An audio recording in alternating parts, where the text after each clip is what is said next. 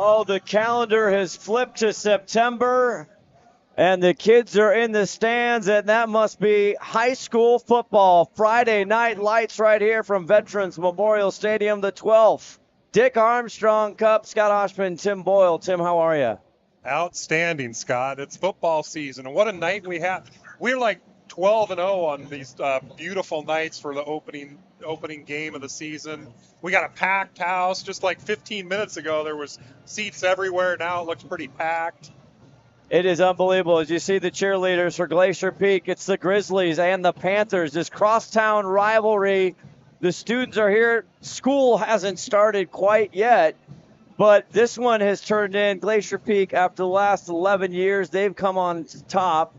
Almost all of them at a little lopsided, other than a few of them. But we talked to head coach Joey Hammer for the Snohomish Panthers, and he said tonight might be our night. Well, we asked him what he was excited about tonight. He said he's basically got such a well-rounded team. It's not like one individual out there. Although his son is the starting quarterback who replaces Cale Hammer. I was going to say, you need a quarterback. Quarterback household of Snohomish Panther is the Hammer house. As we come back into the booth, Scott Ohsman, Tim Boyle over here. We got a new camera, new setup. Todd Elvig, the 5-tool player. There's new everything here. It is, and actually that's the other thing, Tim.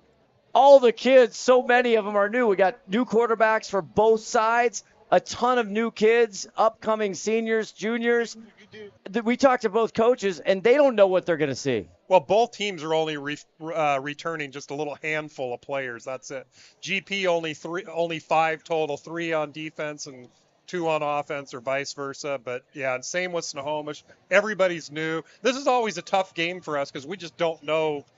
We don't know what we don't know, basically. There's a couple things we do know. On the Glacier Peak side, you have Crispin Bonchi, who was spectacular last year. Of course, you had King, who scored a lot of touchdowns. They got to make up for a lot of actually D1 powerhouse kids. But number one, Crispin Bonchi, he is special. You're going to see him a lot tonight. You're also probably going to see their quarterback running the ball a lot, according to our crack research. And introducing the quarterback for Glacier Peak, Lucas Etler, the 5'9", 175-pound junior. He got just some little bit time. I mean, they really don't have much on him. 8 for 13 with 80 yards.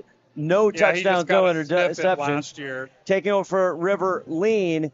And also for Glacier Peak, the upcoming senior, one of the captains, number 11, Ben Williams. He had 10 catches for 59 yards, no touchdowns. So this is going to be a mystery game. Absolutely. We just don't know what we're going to see tonight. That's what makes it exciting. It does. You know, I think on paper it probably looks like GP's got the advantage. I think all the Herald riders had GP, but we just don't know. I know Joey Hammer was very excited to see these new guys and thinks they're going to do really well. And one of the things he said, the other thing he was excited about is he said, when you look at the scoreboard at the end of the game, and it's going to say Snohomish is the victor, basically. And if you're not aware, we are at Veterans Memorial Stadium on the campus of Snohomish High School. Snohomish, they switch back and forth. Snohomish is the home team tonight, so they're on the near side, right below our booth as you look at the Glacier Peak Grizzlies and the cheerleading squad waiting for the team to come out. But in reality, there really is no home field advantage because it's both their home teams. So it's a packed house, and we expect Tightwad Hill to start filling up here. And there's no room left. There is no room as it fills in, and it's time now. We got to check in with the one and only Ron the Wedge Henthorn joining us as usual. And Ron, you can see him on camera. You can see him right there on the top left side. Ron, how's it going? Hey, doing pretty good down here, Scott. Kind of a lot of excitement and a lot of banter going on here with the players and the coaches and the cheerleaders. So we're looking for a really good Friday night light special here. So, hey, Ron, how's the weather down there? You know, the sun is shining and the beach is nice and warm. Well, you're gonna cool off in a few minutes when that sun goes down, but looks like you got a nice night down there. Should be a great night for a great ball game tonight, guys. I'm trying to get Rory in here in a little while, and that's a great transition. I was just gonna say, big changes here at both schools in the Snohomish district. Longtime athletic director and coach Mark Perry retires at the Snohomish. Zach Ward, the longtime Stanwood basketball coach, takes over. And as you see the Grizzlies come in, the new AG, Kevin Judkins, he retires from Glacier Peak. And an old friend of the program, former Glacier Peak High School head coach when they started there, and also now state championship with Union, Rory Rosenbach. Multi-state champ. Yes, Oregon and Washington. Washington. Yeah, so the Riverboat Gamblers back. He said he wants to call a couple plays tonight. He joked that he would be texting in just a couple plays. I don't think he's joking, though. I kind of joke that it's going to be 4th down plays. It's going to be 4th and 15, and Rose's going to say, go for it. On your screen there, you saw Crispin Bonci, number 1, as well as Ben Williams, 11. And we'll show you back as we see Glacier Peak High School coming out. They had, Tim, everything's new, but we'd be remiss if we didn't mention they had a heck of a team, senior laden last year, made it through to the 10-week playoff, and they ran into the Woodinville Falcons, who the kids will tell you, Everett Kelly, they should have beat, but they didn't beat. Well, I think you're right. I think it's no secret that they kind of underperformed. They were ranked 1 or 2 in the state almost the whole year till they got to Lake Stevens. The only loss they had before Lake Stevens was that California school, Rockland, which they were winning the whole game till the very end. I think they were up by 2 touchdowns and ended up losing that at the last second. But yeah, GP ranked 1 or 2 all year last year. They would admit that was a disappointing end to the season. And you saw their 5th-year head coach, Shane Keck, coming on to the field for Glacier Peak, and he's excited about this year. He doesn't want to talk about last year, understandably. So, but he's got some new flavors or some new people on the coaching staff. Steve Hannon is retired right now from coaching. In fact, we got him. He is going to be up at halftime, and he will be joining us in the booth here at STSPN next week. He will be joining us next week for Camas. Glacier Peak Camas. So there's some new head coaches for Glacier Peak. Jason Bean will be the new defensive coordinator, and Shane Keck will be calling the offensive plays. And Roy Rosenbach joking. As you see, the Snohomish Panthers coming on to the field under 6th-year Joey Hammer. And is he fun to talk to or what? You see him in the vest, the signature black vest, and he's fired up. He definitely gets the best dressed award. He's always looking sharp like he's coming off the golf course. And he's excited, of course. He wouldn't talk too much about David Hammer, his son, but Cale Hammer's doing great at Gonzaga, hopefully throwing the ball for them. Zags? I think he's at Gonzaga. Playing baseball. But he's excited about sophomore Parker Jackson. You're going to see him get the ball. Oh, here we go. Seth Abood, and here. I'm trying to get the camera on the other side here. Here we go. All right. Ron Henthorn down here with a familiar face here. Rory Rosenbach, the new AD director here for Glacier Peak. What brought you up here, Roy? Well, I guess there was a football game tonight, so I thought I'd come see what was going on. Well, are you glad to be back in Northwest? Oh, for sure. For sure. Glad to be back up here with the family and with my hometown kind of thing, repping the blue again. So excited to be here. Nothing like the red, white, and blue game. Nothing like that. I heard you were going to call a couple of plays tonight. Is that right? Well, I might call them. Doesn't mean he's going to run them. But so tell me, what brings you back to the Northwest, really? Just a chance to get back to my community and be back close to my family and my parents. I went down there. We had a great time down there, but this is my home. And when this job opened up, it was kind of a no-brainer. You got a property over on the east side, don't you? We do. I might be heading over there tomorrow to celebrate Labor Day. Labor Day on the east side. Well, very good. I'll try to catch you later, man. But thanks for coming back to GP, and we'll catch you later. That sounds great. Thanks, boss. All right, there you heard it, guys. Rory Rosenbach, the Riverboat Gambler. Is the Rose Show still in syndication? Is it streaming? We got Kurt Marsh out on the field there. let's go down. We're gonna get the coin toss, and we'll try and get. He's a legendary Snohomish Panther. Yes. Drafted in the first round by the Oakland Raiders. Played college ball in 1981, University of Washington. Yeah, 81 draft. You're right. There he is. There he is, Kurt Marsh. What a tremendous Snohomish legend. He's going to be doing the coin toss tonight. And our exclusive look, our STSPN, nobody gives you the coin toss and the wedge quite like we do here at STSPN, as you see all the captains there on both sides. And we'll go down and we have our head referee, Tom Friel. Under your team, we may come to you like us, we expect you to come up. Oh, we're losing a little audio. This is the coin. That's heads. That's tails. There's tails. That's heads. What are you going to call? Tails. He's going to call tails. I'm going to have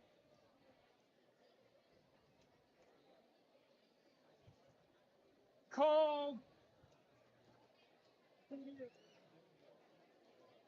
There's the flip. And it was, Ronnie, was it tails? Tails, tails, yep. It was tails. All right.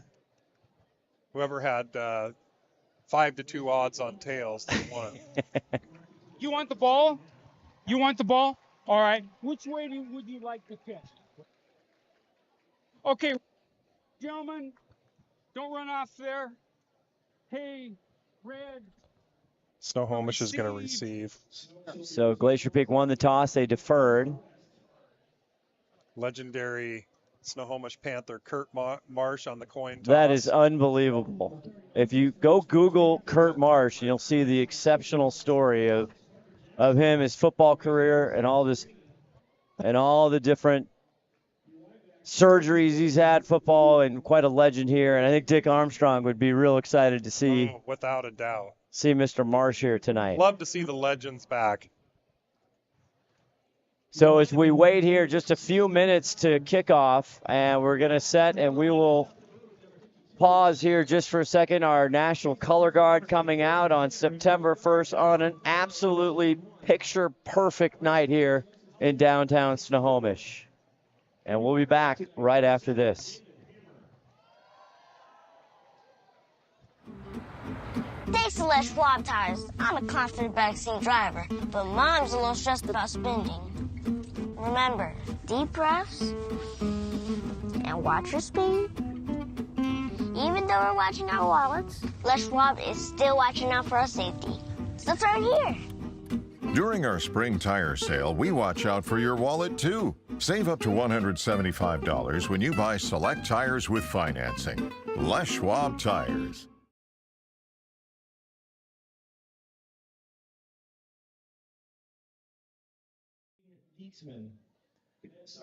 Back here with our National Color Guard, Scott Ohsman, Tim Boyle, and Friday Night Lights here on STSPN, presented by Les Schwab.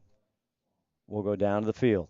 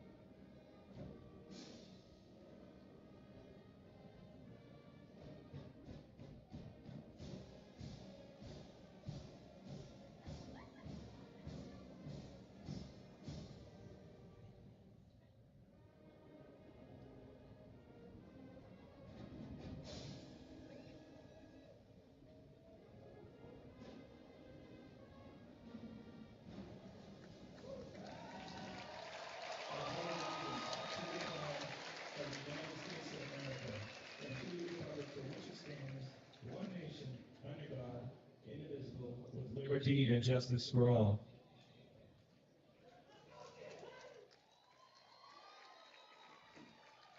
We got a packed house. We got a crosstown rivalry. It's the 12th annual Dick Armstrong Cup right here on STSPN. We'll be back in 30 seconds, and we are close to kickoff.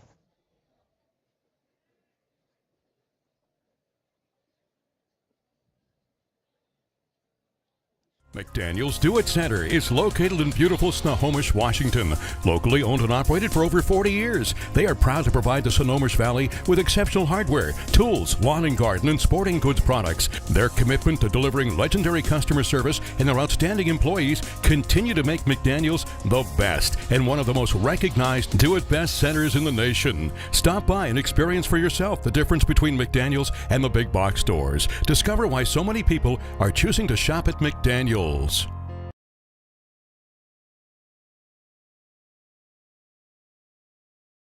That's not Rose's dad. That's an old coach.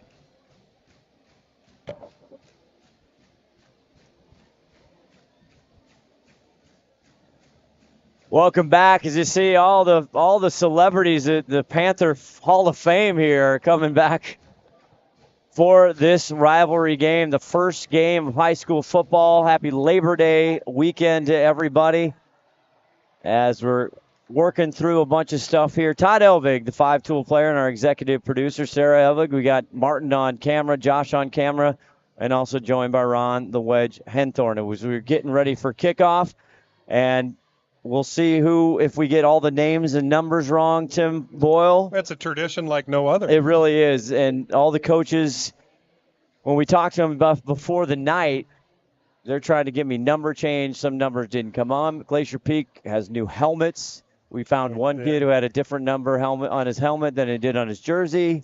Yeah, we pointed that out. And we'd be remiss if we say, look at your scoreboard. We got down and distance. That's right. Not only do we bring you the coin toss like nobody else, we got down and distance now. Hey, we've been streaming for 13 years for free. That's right.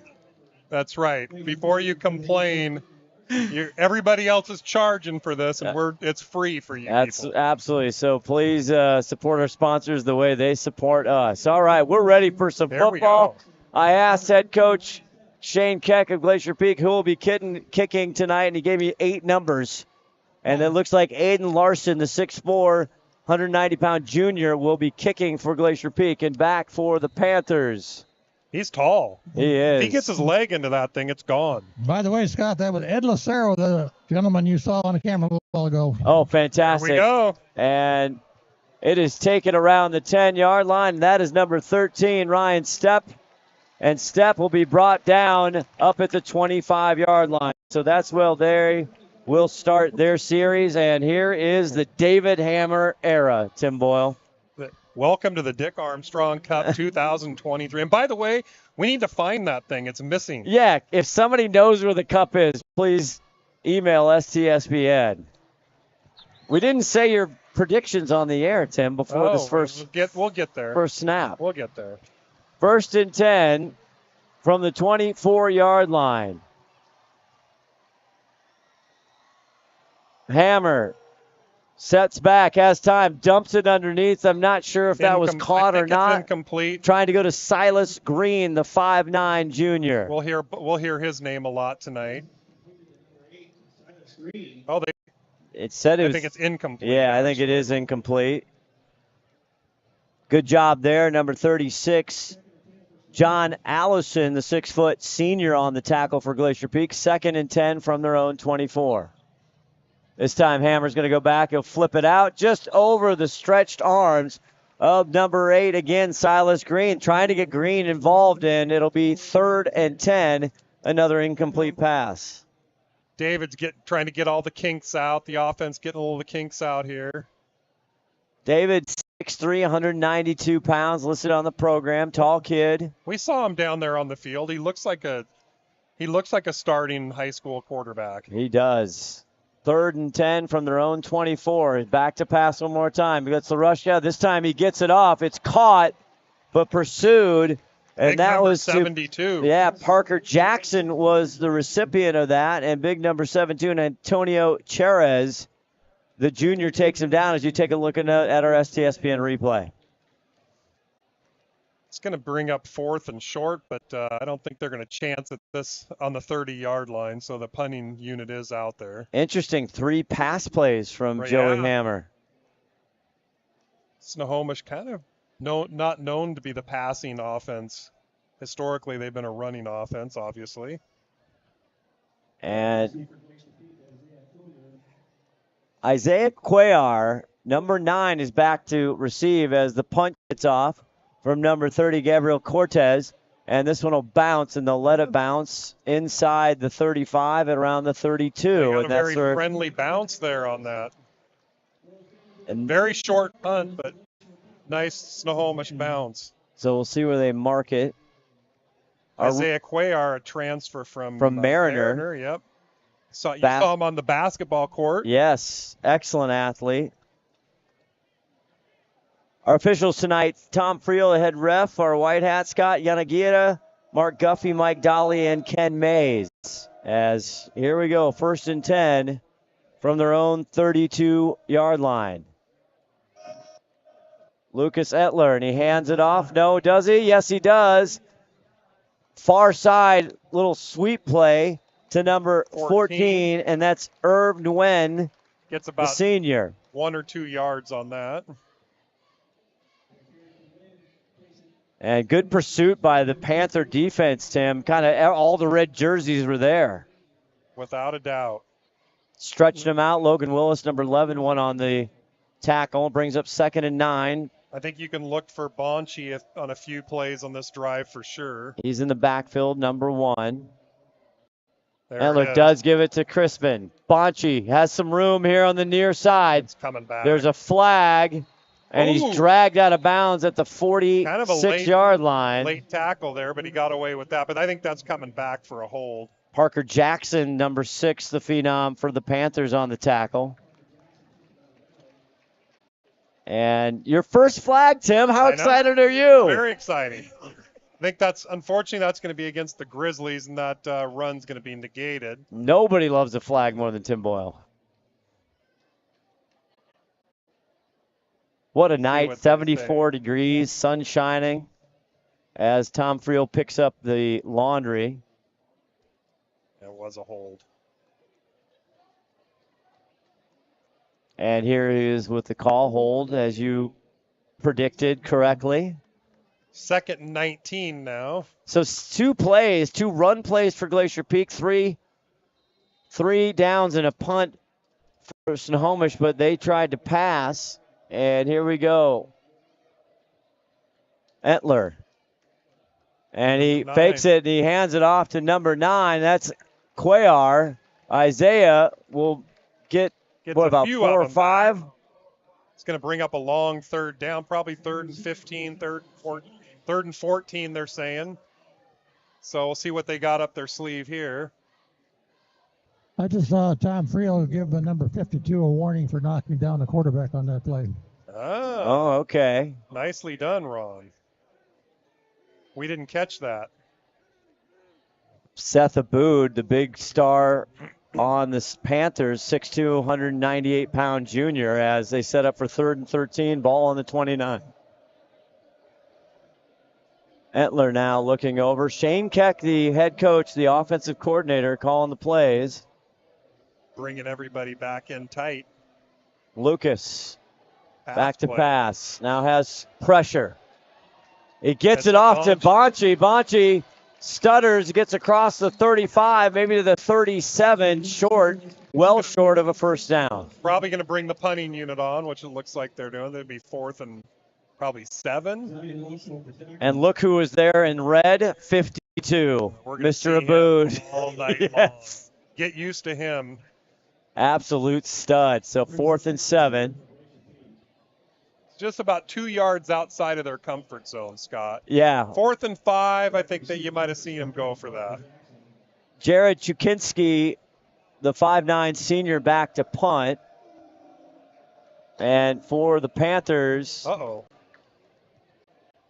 he did get it off the ground. High spiral, and people are touching it all over the place. Down about the 38-yard line of Snow. Do it all. Parker Jackson was the guy sitting in return. So far, 2 punches blown, nothing happened, still no score, 3 and outs. No first downs yet.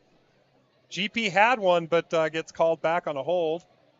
Good field position for the Panthers here as they'll sit at their own 38-yard line. 8:39 left to go. See what David Hammer has up his sleeve here. Brody Strant. So far only passes out of the QB. Strant, number 9 in the backfield for Snohomish in the spread. Now he talks to Strant.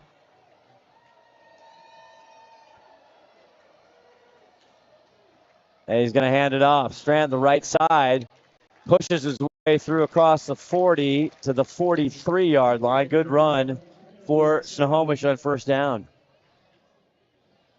Positive yardage. Brings up 2nd and 6. Which you can actually see on the screen. Yes, you can. Down in distance. Here's David Hammer. First varsity start. Strant, again, but he's taken down. Nothing doing there. And getting in on that is number 8. And that's Silas Green on the tackle. No, it'd be. I'm sorry. Number 8, I apologize. Brad Perman. A returning starter from last year. One of the few. 3rd and 5. Big down here early in the game. No score. Hammer back to pass. Flips it over, and it's caught. But it's dropped. And it's dropped. But he gets it. It's going to be a first down for Snohomish. I think he had possession, and it went out of bounds. So Silas Green on the catch. Should be first down, Snohomish. And it is. Oh, you got to see that on replay. I'm not sure he had possession. It looked like he had possession up here. So 1st and 10 now on the GP side at their 46. He hands it off. Strant.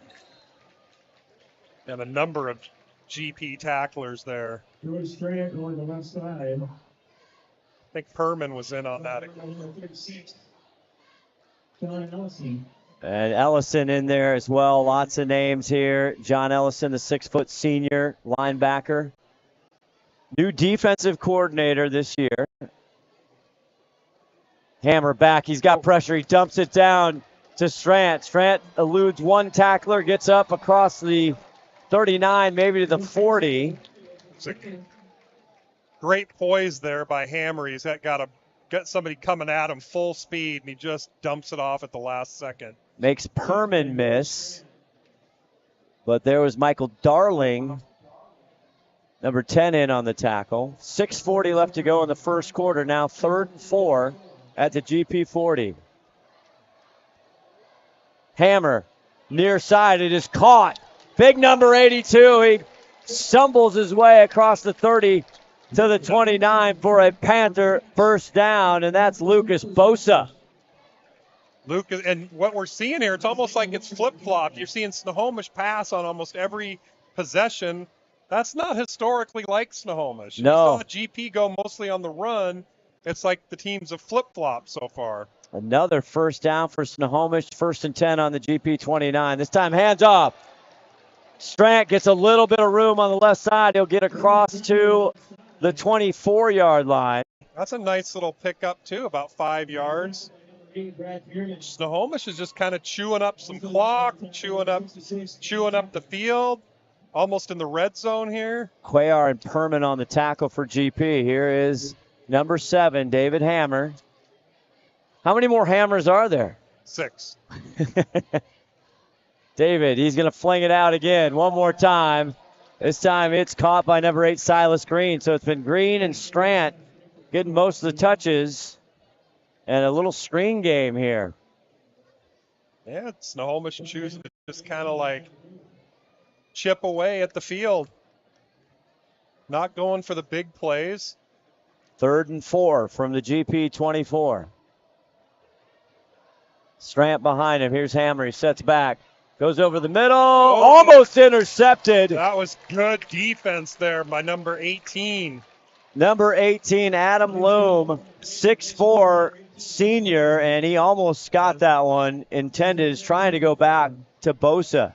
Now we're looking at 4th and 4, Scott, and they're staying on the field, obviously. No field goal unit out there. 24-yard line. It's kind of right in that zone where you'd think about kicking a field goal. And we'll see here. Hammer, he has Strant behind him. Hammer looking to pass. He's going to go over the middle. Wide open. It's Bosa. Down to the 8-yard line, 6-yard line, and another Panther first down. Now you got some red zone offense coming up for the Panthers here. And I'm sure his older brother is watching tonight. Cale Hammer and his young brother putting it right on a dime there to Bosa. And every play they seem to be going with the pass. First and goal from the 8. Does he? Yes. Strant, left side, finds a crease, pushes over one. Does he in? No, he's just short. He's going to be, but there's a flag. That may be coming back. Oh, but I think that's coming back. Yeah, it's holding. That's going to bring him back 10 yards. So big penalty. It's going to bring him back to about the 18-yard line. That's a massive penalty as they had the momentum going. And he was right down at inside the 1. Oh, he was probably about a foot away there. See Tom Friel, our white hat tonight, communicating everything to the coaches. Glacier Peak, the visitors tonight. The team share this field. Veterans Memorial. Kurt Marsh is on the sideline going, what in the world is all this passing? They've already passed more tonight than they probably did in Kurt Marsh's 4-year high school. That's exactly right. Hold it is against. Pass back then. No, against the Panthers. Cloud of dust, correct? That's 3 yards in a cloud of dust, absolutely. They definitely played smash mouth football with Dick Armstrong. So that'll be first down, but now first and goal from the 18. See what Joey Hammer and the team. Hammer, David gets it over. Silas with the catch inside the 15 to the 14. They made up some ground. Yeah, nice little juke move there in the backfield. That could have been a loss. And you'll see Perman and Gang, and that was like number 16 on the tackle, Braden Scafford. And second and goal at the 14 because of the penalty. Fakes the handoff. Hammer looks over, tipped. Is it caught? And he drops it the last second going for Bosa. And number 9, Cuellar, had it in his hands. He had it like twice, actually. If you watch the replay, he had it a couple times, and it just was a hot potato. Nice fake there. It was tipped. He had it there, and he almost had it there. Almost had it twice. A little bit of a dangerous pass there. Dylan like Healy a lot of traffic. Was on the call. Third and goal for the 14. David Hammer back to pass. Now it flips it down. That one's too deep. It's intercepted by the big fella. 79 coming to you. Connor 80 all the way. The state champion. My. The state champion wrestler. It kind of like found its way into his hands by accident. It was bumping around back there, and he's an athlete. I told you about the wrestlers. Hey, we had a wrestler back here a few years ago. Sean Ellich. Another state champion. What an unbelievable turnover there. They were just trying to do a little screen pass, center screen pass. It's tipped, and it falls in the hand of one of the bigger guys, 6'3", 285, Connor Aney. He's an athlete, though. And he gets it all the way into Panther territory to see the Glacier Peaks. And I said earlier he was my sleeper pick. You did. You're my witness. And here you see the play again. He had some wheels, too. He did for the big fella. He kind of had some sneaky wheels. Oh, trying to get to Strant, and Strant just pinballed it, and there goes Aney. Look at him. Stumbling, bubbling. Oh, He's getting ready for wrestling season right now. That is a huge play as Glacier Peak. Got him back in there after that 45-yard run, huh? Entler back to pass, now has trouble. Looking for a hold call. And he throws it out of bounds. Yeah, the as Tautolo, number 84 for Snohomish, was en route. He was trying to petition for a hold there. Tautolo, 84, look on your screen. Tim, he's 6'3", 202 pounds, and he's a freshman. That's scary. That's downright frightening. If you're GP, you're going to have to be looking at him for this year and 3 more years. That could be a 3-fridge situation. He looks pretty thin, though. He does, but he's going to get bigger. He's going to need to eat. 1st and 10 on the call with the incomplete pass. Entler using his legs. And get it over to Ben Williams. Ben Williams has some distance, has some room, and he's shoved out of bounds down at the 16-yard line by 21, Bridger Ulrich. And he gave him a little extracurricular there on the sideline. But thinking back to that interception a couple minutes ago. I just see Williams. Yeah, he did give him a little extracurricular. Connor Aney, you know why he did that interception? He wants a T-shirt. Yes, he does. He's the leader in the clubhouse right now. 1st and 10 now. Boy, has this shifted with 3:22 left to go here in the first quarter. Glad you're with us. Glacier Peak in business now. They flip the field as Lucas Entler getting his first start tonight. Get it to Bonchi. Bonchi breaks one tackle on the outside. Goes to the near side. Gets a big block. He's in. Does he make it? I think he's in. Still waiting. Yep, touchdown. Touchdown, Glacier Peak. It was pretty clear up here he was in. He got a huge block right before. Watch the block coming up here. Right there. There it Number is. 18 got basically a touchdown-saving block there. That's Adam Loom. We called his name earlier tonight. A 38-yard run by Bonch. He had 1 touchdown last year in this game, Tim, and he's got another one. I like how he dives into the end zone.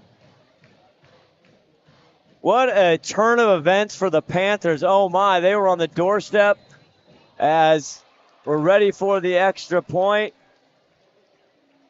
As number 20, again, Chichiski goes up the kick. It is good. Nguyen with the hold.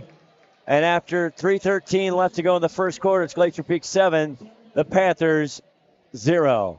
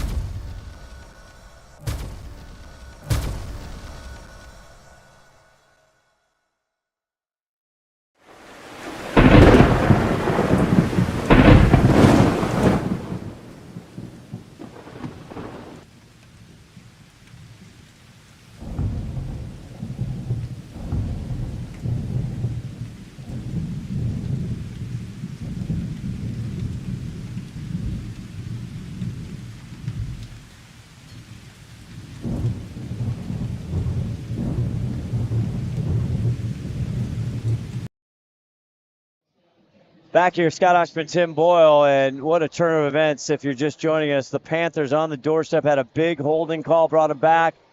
It was an interception by one of the biggest kids, Aney, and this is deep kick, and that is taken by 13 Ryan Stepp.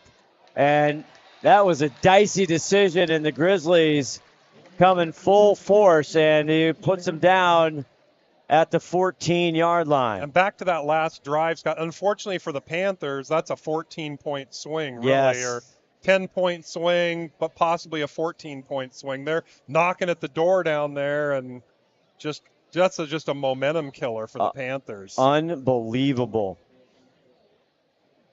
And Connor Aney with the interception as David Hammer now fakes it. Now he gets it to Strant. Strant, right side, punches up almost to the 20, to the 19, a gain of 4 or 5. Kind of a... Yes, his dad was just up here in the booth reminding us, and I remember that. It was double overtime game against Jackson. Yeah, Evan Christie, the holder. Yeah, Evan Christie's dad was up here as fakes the handoff. They get it off. Again, Bosa catches it And he will get enough for a Panther first down. So the hammer to Bosa connection for the Panthers working. That's working very well. As you see it, as our great sideline camera, Josh, in there. Great pictures bringing to you tonight on a beautiful Friday night here, September 1st, 2023, is David Hammer in the group. Get ready. He just falls on it. It was a low snap. And that'll put him back to the 24. 2nd and 15. Hey, Ronnie, how's the crowd looking? Is it pretty much full down there? We can't quite see it from here, but. Yeah, the stands are completely full all the way around, but there's nobody sitting out on the hillside like we have had in the past. So they're. And Hammer with a dicey pass, and Silas Green, the intended receiver, almost had it, but he got hit right as he was coming in. Good defense there by number 10. Yep. And called his name Michael Darling. Is he related to the bowling ball, Darling? Very good question. 3rd and 15 now from their own 25, the Brunswick. It's a debatable nickname. David Hammer, 3rd and 15, has to let it go. It's Bosa. And again, Darling with a great shoestring tackle. He might have lost a yard or maybe picked up one. But that brings up 4th and long after a nice drive. 4th and 12 on their own 25, so obviously they're not going to entertain anything on that. A lot of passing by the Snohomish Panther team. I don't know if I've ever seen them pass this much. I don't know if I have either. Really trying to stretch the field here as you come inside our STSPN booth. Punting is William Hernandez, it looks like. Gets it off the southpaw. Boots it away to midfield. And it'll stop at the 45-yard line. So this is a big series. It's 55 seconds as we're heading into the second quarter here. But, Tim, momentum-wise, the Panthers got to get a stop here. The moment, that's just an interception down in the red zone is just an absolute killer. If you're just joining us, Glacier Peak, a 4-play, 38-yard touchdown by Crispin Bonchi. And that's the difference right now, 7-0. Well, the big difference is that interception. Well, yes. Connor Aney. We just got a notice from Bye Bye Bunt. Colton Bye Bye Bunt? Colton Bye Bye Hey, good Bunt. coverage. I like it. Ensler back to pass. Lucas looks, drills one. It's incomplete. Kind of thrown behind him a little bit. Trying to go to Isaiah Olson. Number 29. The 5'8 sophomore. Also, shout out, I got a text from the weapon, Spencer Pettit, watching down there in Nevada. Added a little family member. Yes, a little mini weapon. Yeah, mini weapon. Weapon Junior. Exactly. 2nd and 10 from their own 45 as 47 seconds left in the first quarter. Lucas Etler. Bonchi, one touchdown tonight. This time he is bottled up greatly there. A big-time play by 99, Jude Lewis, the 6'3 senior for the Panthers. Good trench play there by Snohomish. Dean Ward, 77. Boy, talk about a fridge and a freezer. 6'2", 305, sophomore, Tim. Ooh. That's a Costco card situation. Exactly. You better stock up there. So good job by the Panthers here. It's 15. They're going to let the clock roll down in the first quarter. Always had some really big boys on the line. Farm-fed kids. Absolutely. Right down here in the valley. We've got one through us. We head to the second quarter, the 12th annual Dick Armstrong Cup. Second quarter on the way.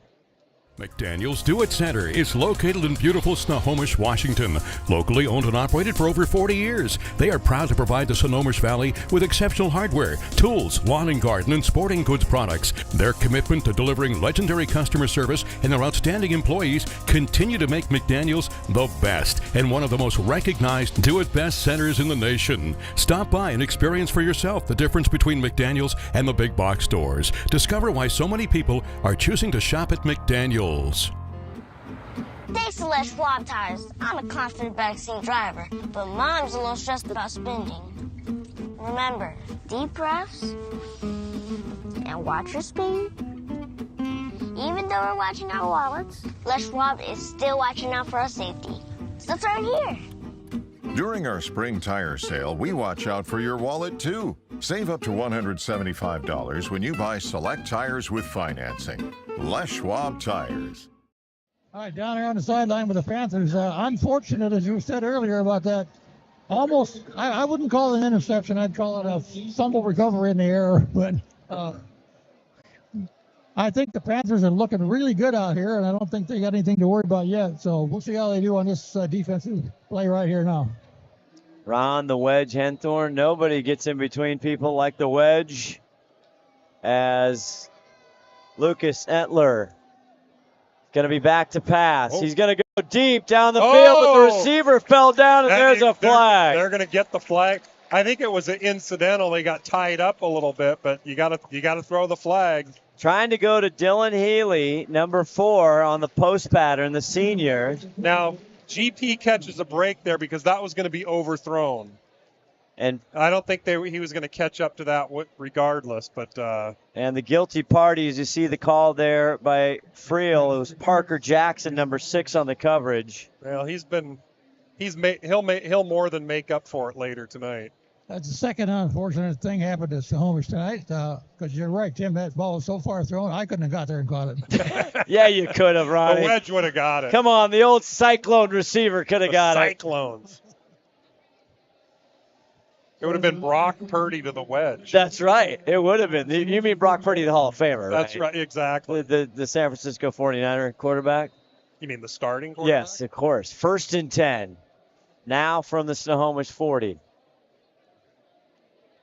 Entler gives it to Crispin. Bonchi cuts up the middle. He drags some Panthers across the 35 to maybe the 34. I thought Entler was keeping that. I did too there for a second. Did you see it one more time? 5, it looks like. Zaya Nelson on the tackle, the 6'3 junior for Snohomish. Penalties already for the Panthers playing a big role here tonight. As you look into our booth, and we got the big monitor. We got it all here, Tim. As you see the back of our beautiful heads.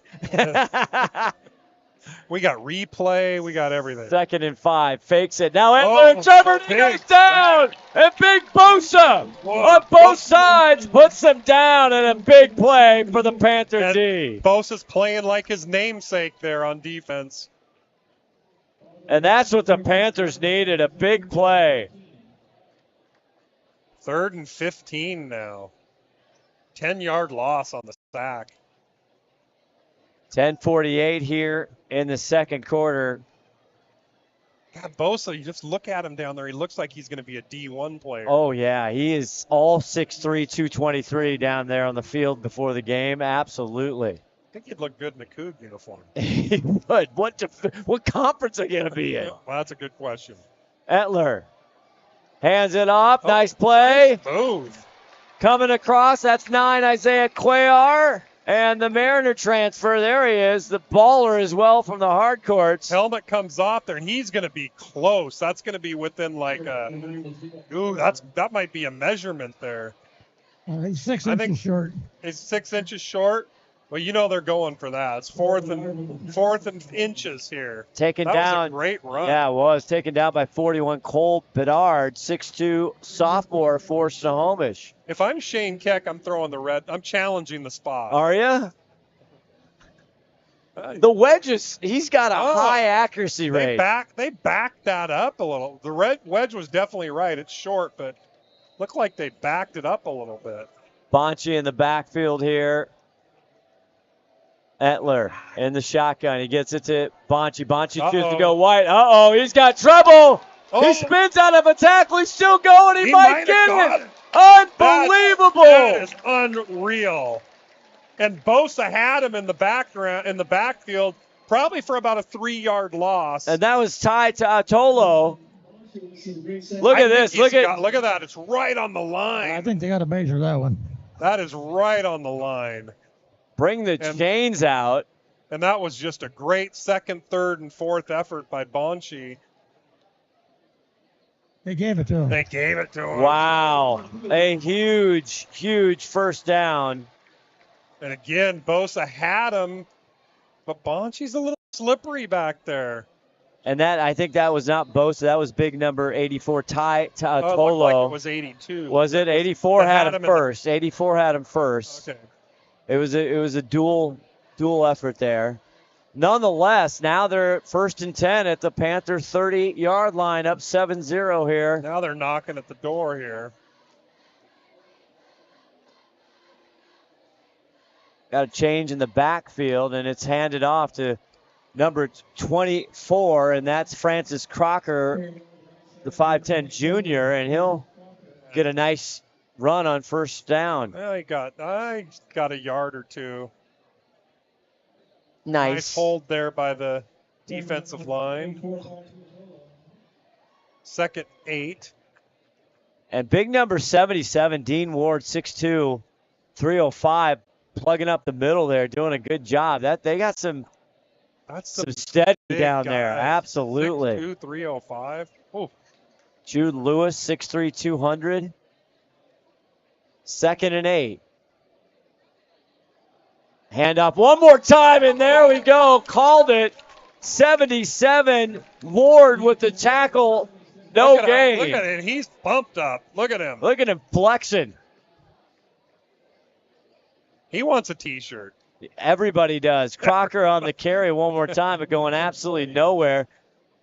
And it'll bring up a 3rd and 10 for Glacier Peak. So the Panther defense, they're standing up right now. And by the way, there's T-shirts for the parents this year. Really? Oh, yeah. Boy, everything's new. Oh, I wasn't new. supposed to say that. Oh, that was okay. a surprise for later. You're already in trouble. Not even the first half. You're usually the spoiler. I am. Scotty Spoiler, that's what they call me. Bonchi back in the backfield. Etler. And he'll go to the near side. He wants to huck this way down. He's got a wide open Grizzly. In and out of the hands of Irv Nguyen. Oh, my. A little bit overthrown, but also a catchable ball just off his fingertips. You'll see it here again. That's actually a hard throw when you're rolling out that way. And he had beaten the covers. Now a big decision. 4th and 10 on the Panther 30-yard line. I think they'll go for that. Where's the weapon? Where's the mini weapon? Get him prepped. Get the mini weapon prepped. Oh, so good. Congratulations. We've been doing this long enough. Now the kids we were calling, they have babies. Exactly. Pretty soon they're going to be playing out here. 4th and 10. We'll see if he does a squib kick or what, but Etler back. Fakes the handoff. Throws overthrows, trying to go to big 4, Dylan Healy. Actually would have been a good play. Just a little overthrown there. Nice D on the Panthers. It came through. Boy, that touchdown was just off his fingertips. That was big, but great job by the Panther defense as they stall a 13-play drive for Glacier Peak. And they needed that bad. They need to get back in this here.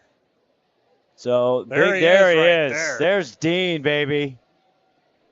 He's still fired up. He should be. 1st and 10 from their own 30. Hammer flicks it out. Green. There we got some extracurricular. We got a flag. I think that's coming back here. Cuellar cuts him down, and we'll see what the damage is. Let's see here. Yeah, I think that's a holding Snohomish. And right now, the penalties are just killing the Panthers early here. That one definitely did. Negates a big play there. It was the right call, though. So as they walk him back, 7:25 left to go in this first half. Halftime. Talk about a former coach, maybe future coach Hall of Famer. We don't know. Well, and the star, Hollywood Hannon's huddle. We got Steve Hannon coming up there at halftime. If you can get him off the golf course for like 30 That's what seconds. they hear. First and 10. Now the ball back on the 20. Hammer goes over, throws, but it's intended and it's caught. And I think that's Bosa one more time. And I don't know if it was intended for him. I don't know. He's all the way to the 35. That cuts the damage in half there, and they've got just 5 yards to go here. I don't know who that was intended for. Bobo Bosa. Bosa. Lucas Bosa. He is having a night. 6'3". This is a coming out party. Of the ball. Yeah, fantastic.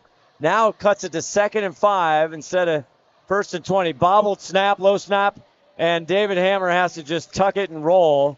And that's kind of a wasted down there. Ouch, that's going to bring up 4th down now. No, 3rd and 7. Oh, it's 3rd. Okay.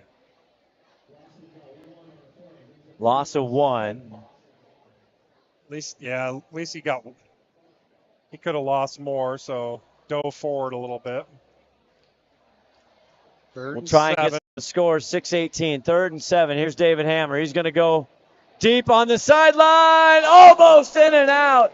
Oh, boy, that's Parker Jackson, the intended receiver. Almost had him. Just a little overthrown there.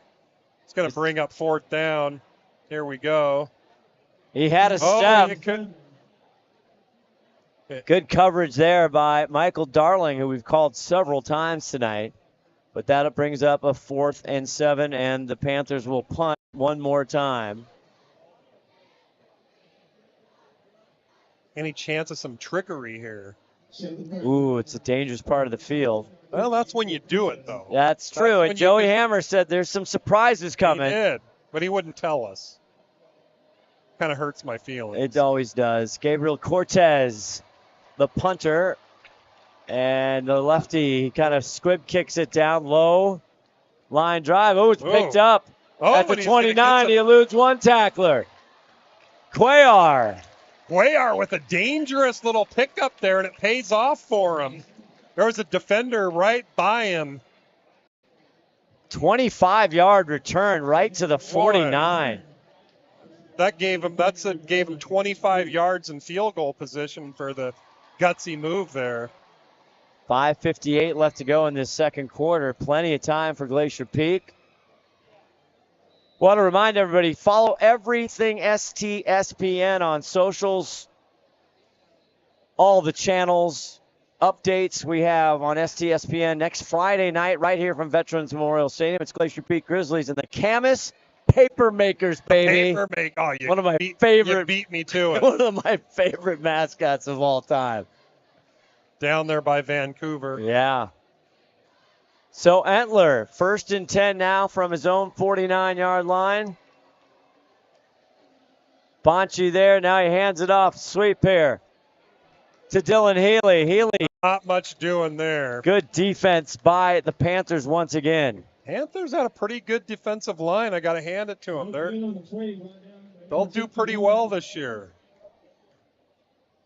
Dane Jensen, 51 in the tackle there, the 5'11 senior.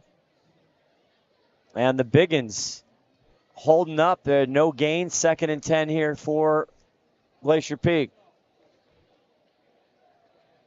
Entler in position now looking over. Bonchi heads now onto the other side. 2nd and 10. Entler looks, throws across the middle, and it's picked up and caught. That. Good catch there by Ben Williams, the senior captain. Catches that in traffic. Sometimes you just got to go after that ball. He kind of put it down low.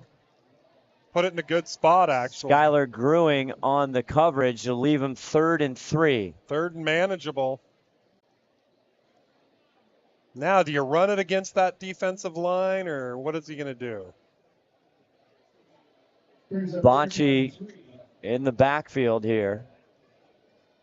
Crispin with a 38-yard touchdown in the first quarter. That's where we're sitting 7-0. Got the heavy package. And Bonchi in there. He cuts it up, and he spins himself to a GP first down. They had him right about the line to gain. Then he kind of falls forward, if you watch this. Got him right there, but then he falls forward for about 2 yards. Bridger Ulrich, a familiar Panther name, the sophomore, takes him down finally. It's a first down for the Grizzlies. Not too many first down conversions here for Glacier Peak, believe it or not. They've been helped by an unusually slow half for them. Yeah, they've been helped by penalties as whistles are going. I think that's going to help Snohomish. As Cuellar. Timeout. It might be a timeout. Isaiah. A timeout, Glacier Peak, and we will take one as well. 3:57 left, 1st and 10. Ball on the Panther 39. You're watching Friday Night Lights right here on STSPN.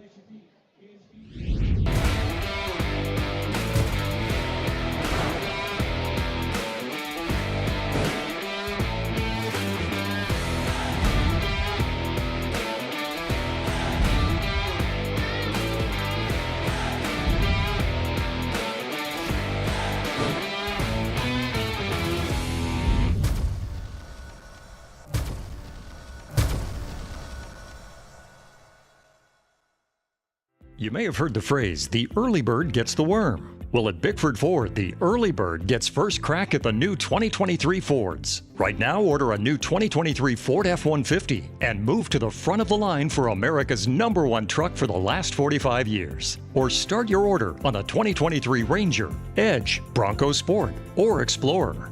Washington's #1 volume Ford dealership. Bickford Ford on Bickford Avenue in Snohomish or at bickford.net. Back here at Veterans Memorial Stadium, Friday Night Lights. Look at that view right there. Presented by Les Schwab. That's like a pylon cam. That is, almost. 1st and 10 at the Panther 39. Glacier Peak with a timeout. Lucas Entler fakes the handoff. Now he's going to go deep again. He's got a post route. Ben Williams, just too much. Entler's got to just tone him down by about 8 or 9 inches. He's just kind of overthrowing, but that's, first game of the season, this is when you work these things out. And you really want to hit one. You want to hit a big one. Yeah. In the WESCO 4A Media Day, Ben Williams, he said one of his favorite routes, post route, right there.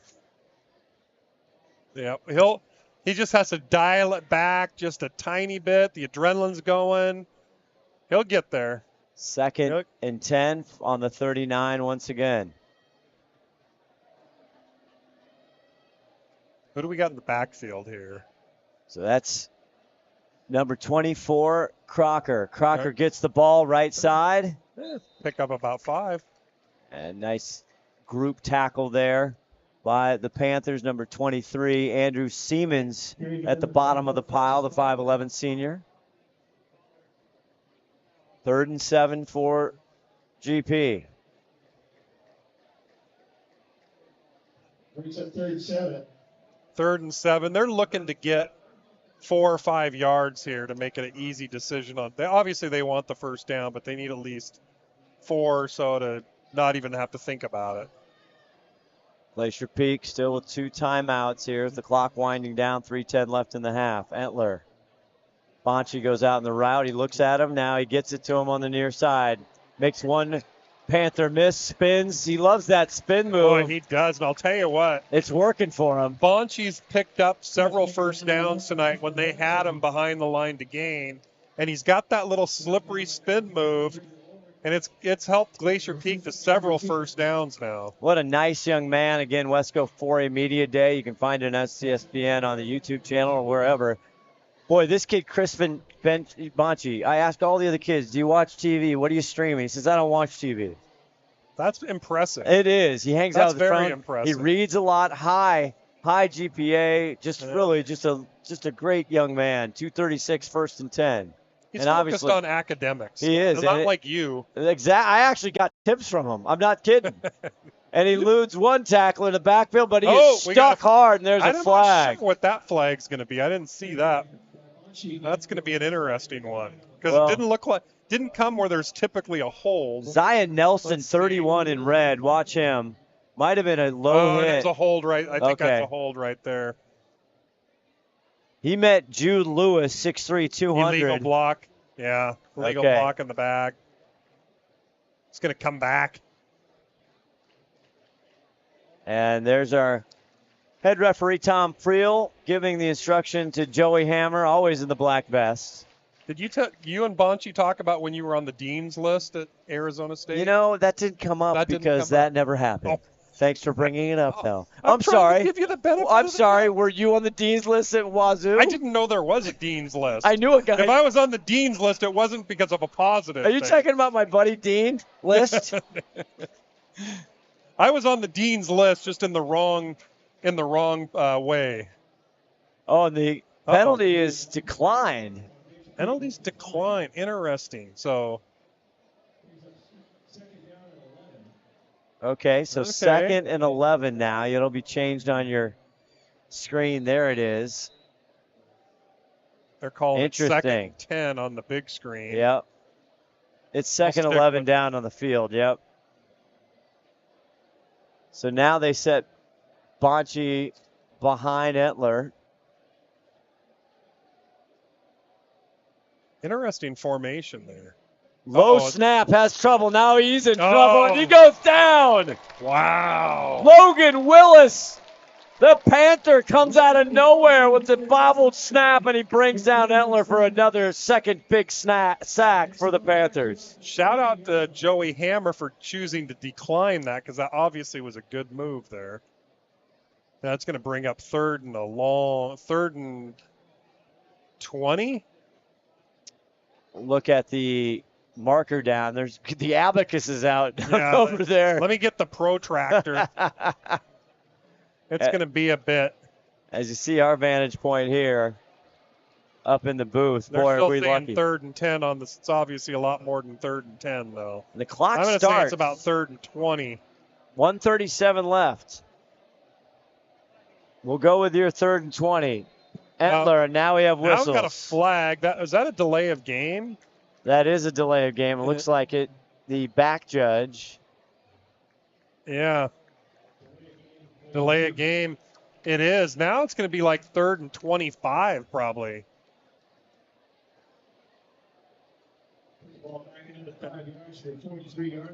They still haven't changed that on the scoreboard. I don't know what the technical difficulty They're working on it, as you see Tom Friel. And stay tuned here. It's Ron Henthorn. The Wedge will try to get a coach as they go off into halftime, as this is turned out to be a heck of a first half. 7-0. They got to get it down to about the 17-yard line for a first down. They got a long ways to go. See if they try and get it in one fell swoop. Entler taking on heavy practice. Now he gets it.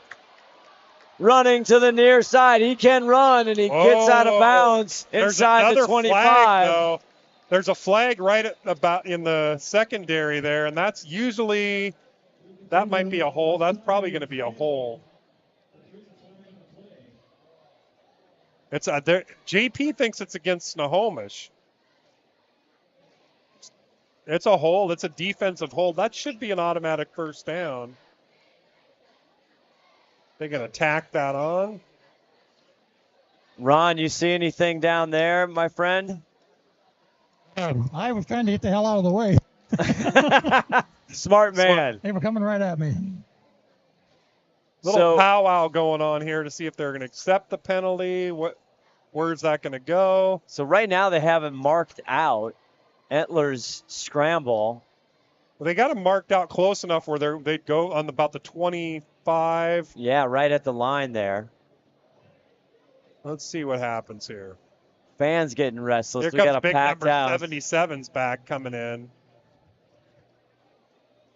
Mr. Ward in the ball game. So now the penalty. Okay. Let's see where that's going down to. That's going to give them a first down, obviously, because it's inside the 17. So going to be 1st and 10 Glacier Peak.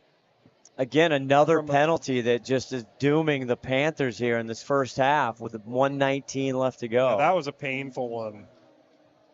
All the way down. From like third and what, about 25 yards, 3rd and 25. Now it's a first down. 1st and 10 from the 14-yard line. Entler gives it to Bonchi. Bonchi dragging tacklers down to the 10-yard line as it's helped up. You watch on the replay, they got Bonchi right about the line of scrimmage here. And now Bonchi, let's hope he's just got a cramp as you look at the replay. But, yeah, they had him at the line. Yeah, it looks like a leg cramp. Andrew Siemens on the tackle along with a couple other people. On the tackle, thank you. It's my first night, too. we got a ball game, ladies and gentlemen. We got a trainer out there. 7-0. It's a beautiful night for football. Packed house. Crosstown rivalry. We've got it all here. Glacier Peak winning last year 42-13. But it's a very new, fresh team. As Bonchi, That's not good. That's not cramping. That is not good. Hopefully, maybe it is. As out of your screen, now you see him. Oh, boy. Oh, boy. That would be terrible. Almost looks like an ankle. But... God, last year in the first game of the season, who went one of their top players? Schurzak went down, one of Glacier Peak's players. Now he's walking a little bit better, as you can see.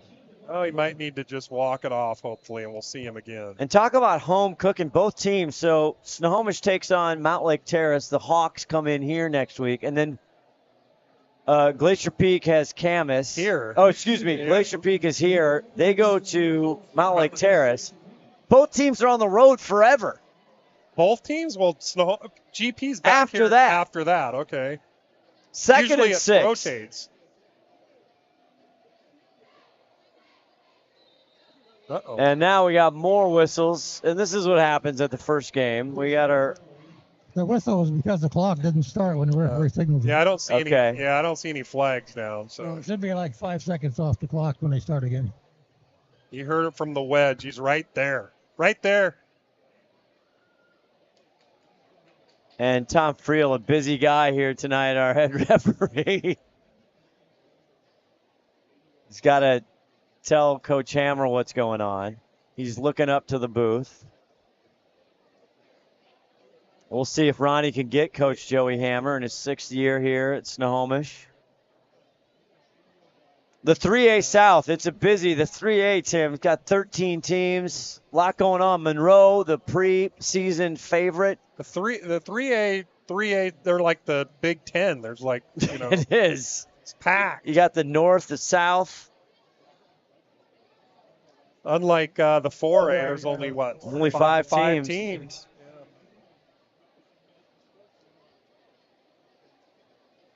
Lake Stevens tonight. Do we have a Lake Stevens score? Aren't they playing Garfield? They're playing Garfield tonight. And that is a huge game. Keep in mind, Lake Stevens lost last year. They did. In that game. They lost and then still ended up, and then they got killed by West Lynn and still ended up winning the state championship. And now this year, that'll be on STSPN, Lake Stevens and West Lynn. At Lake Stevens, we'll have that for you. We will. All right, we're back. 2nd and 6. Still not. They can get a first down here. They hand off to Crocker, and he's... Oh, look at that. Look at him move the line. Shoving people down inside the 10, maybe the 8, as the clock is still ticking at 39 seconds as you see on your scoreboard. Short of the first down, but he's close, and GP would be wise to take a timeout there, which I think they are. They do. They called their second timeout. We'll take a brief one here. Come on back, 35 seconds. Don't go anywhere. 3rd and 6 from the Panther 9.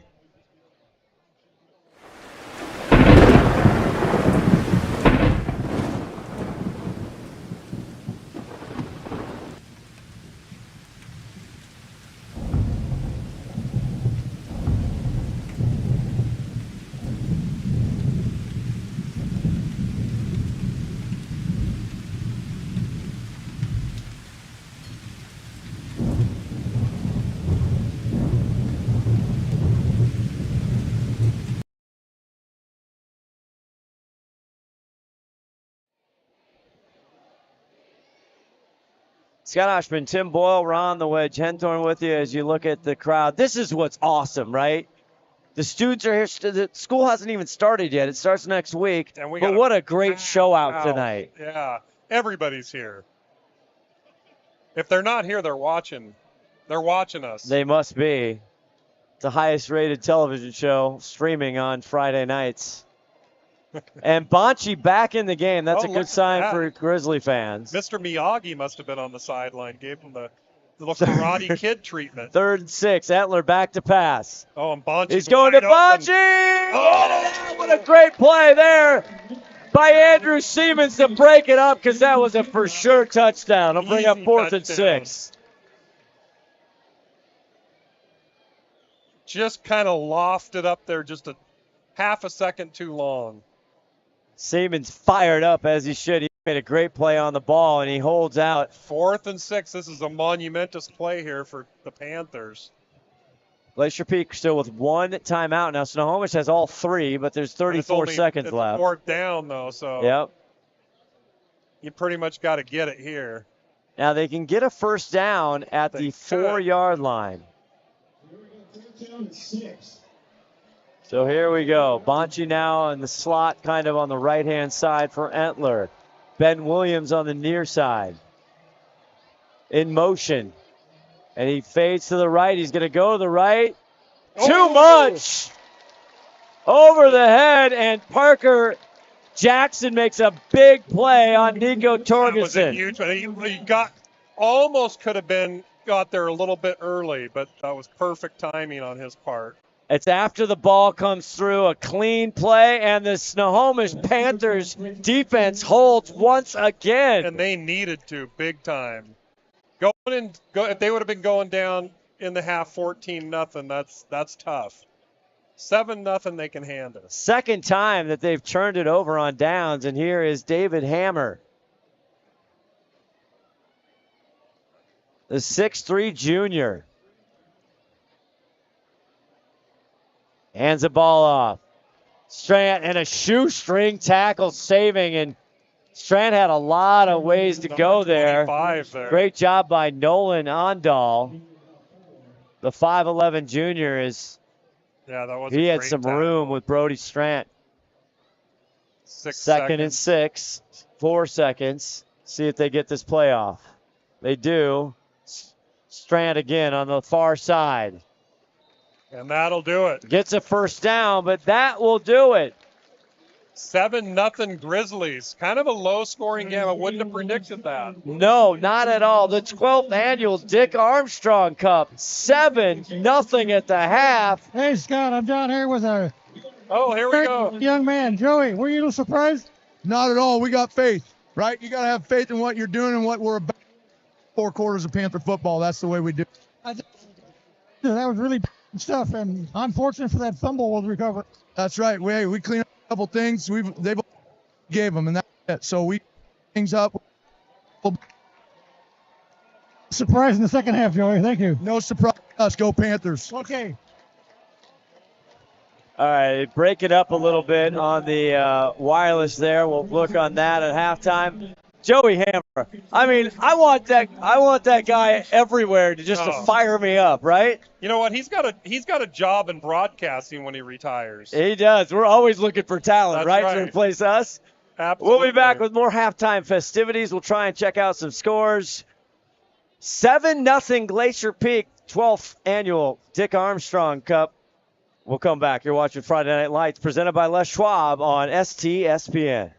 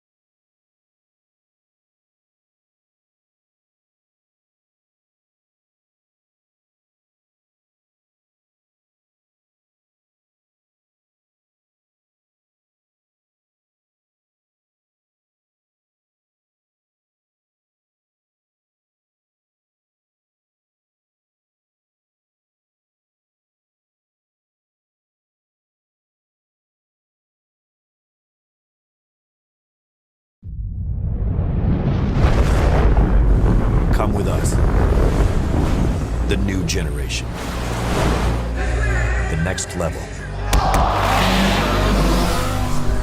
Sending it big. Oh, my goodness! You're in for a good run. Let's go. Come with us to the track, to the trails, to the slopes, to the surf, to the fight, to the race. Look at this! To the 4 a.m. starts, training harder, pushing further, hitting back, hard. I never turn on you, I get the gang on you. You better pray for it, I put that thing on you. You ever play with it? To the fans, to the followers, and the haters. But it doesn't matter. Come with us to the blood, to the sweat, and the broken bones. You rehab. We never quit. We never give up. We take control. To the world titles. To the world's first. The world's best. UFC strawweight champion. Come with us. We're just getting started. It's going to be so much fun. I promise you.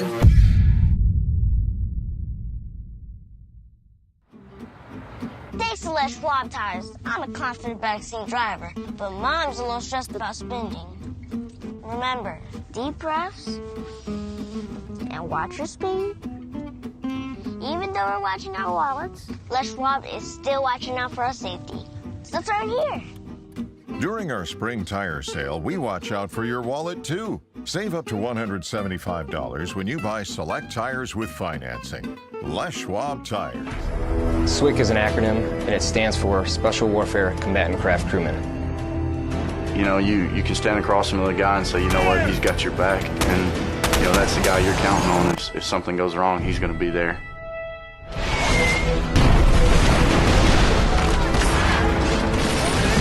In the end, we're fighting for each other. This is Witch Doctor requesting immediate hot extract. Here on the team, you know, about 22 of us on the boat. You know them personally, so you know exactly whose life you have in your hands. Everyone's come together, and everyone's sole mission is to do their job individually as best they can to benefit everyone else in the boat. I got a brotherhood, and it's a real brotherhood, and it's a loyal and honest brotherhood, and that's what matters.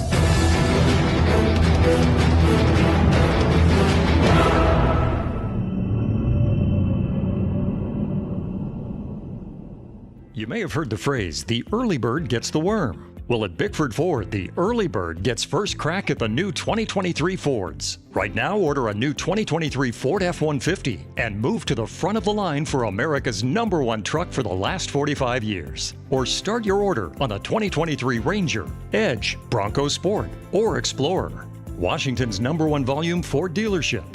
Bickford Ford on Bickford Avenue in Snohomish or at bickford.net. McDaniel's Do-It Center is located in beautiful Snohomish, Washington. Locally owned and operated for over 40 years, they are proud to provide the Snohomish Valley with exceptional hardware, tools, lawn and garden, and sporting goods products. Their commitment to delivering legendary customer service and their outstanding employees continue to make McDaniel's the best and one of the most recognized do-it-best centers in the nation. Stop by and experience for yourself the difference between McDaniel's and the big box stores. Discover why so many people are choosing to shop at McDaniel's.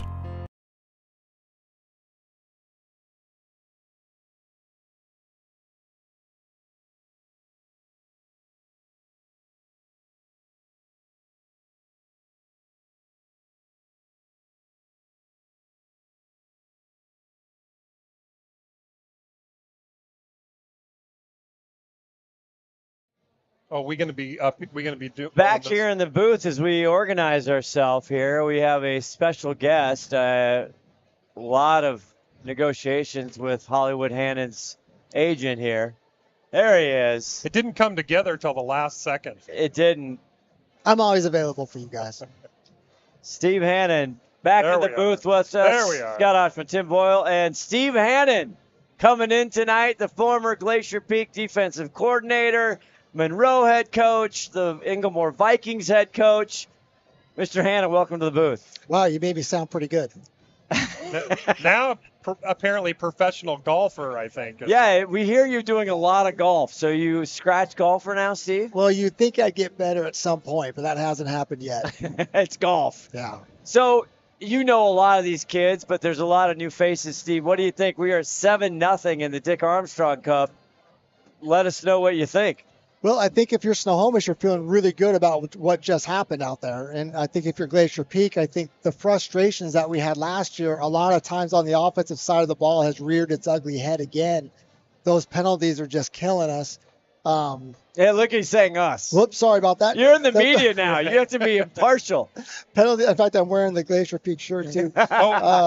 Yeah, so I think those penalties have hurt Glacier Peak a little bit. But you know what? There's a couple penalties hit Snohomish as well. Oh, so big it's kind time. of going both ways. What do you think about the interception there? That change of momentum, that kind of seemed to kill that whole thing that Snohomish had going. Yeah, Snohomish went down the field, right?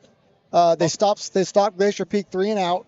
Snohomish gets the ball and goes all the way down the field to about the half-yard line before it got called back from the penalty. And then next play, Glacier Peak picks it up. It was a big.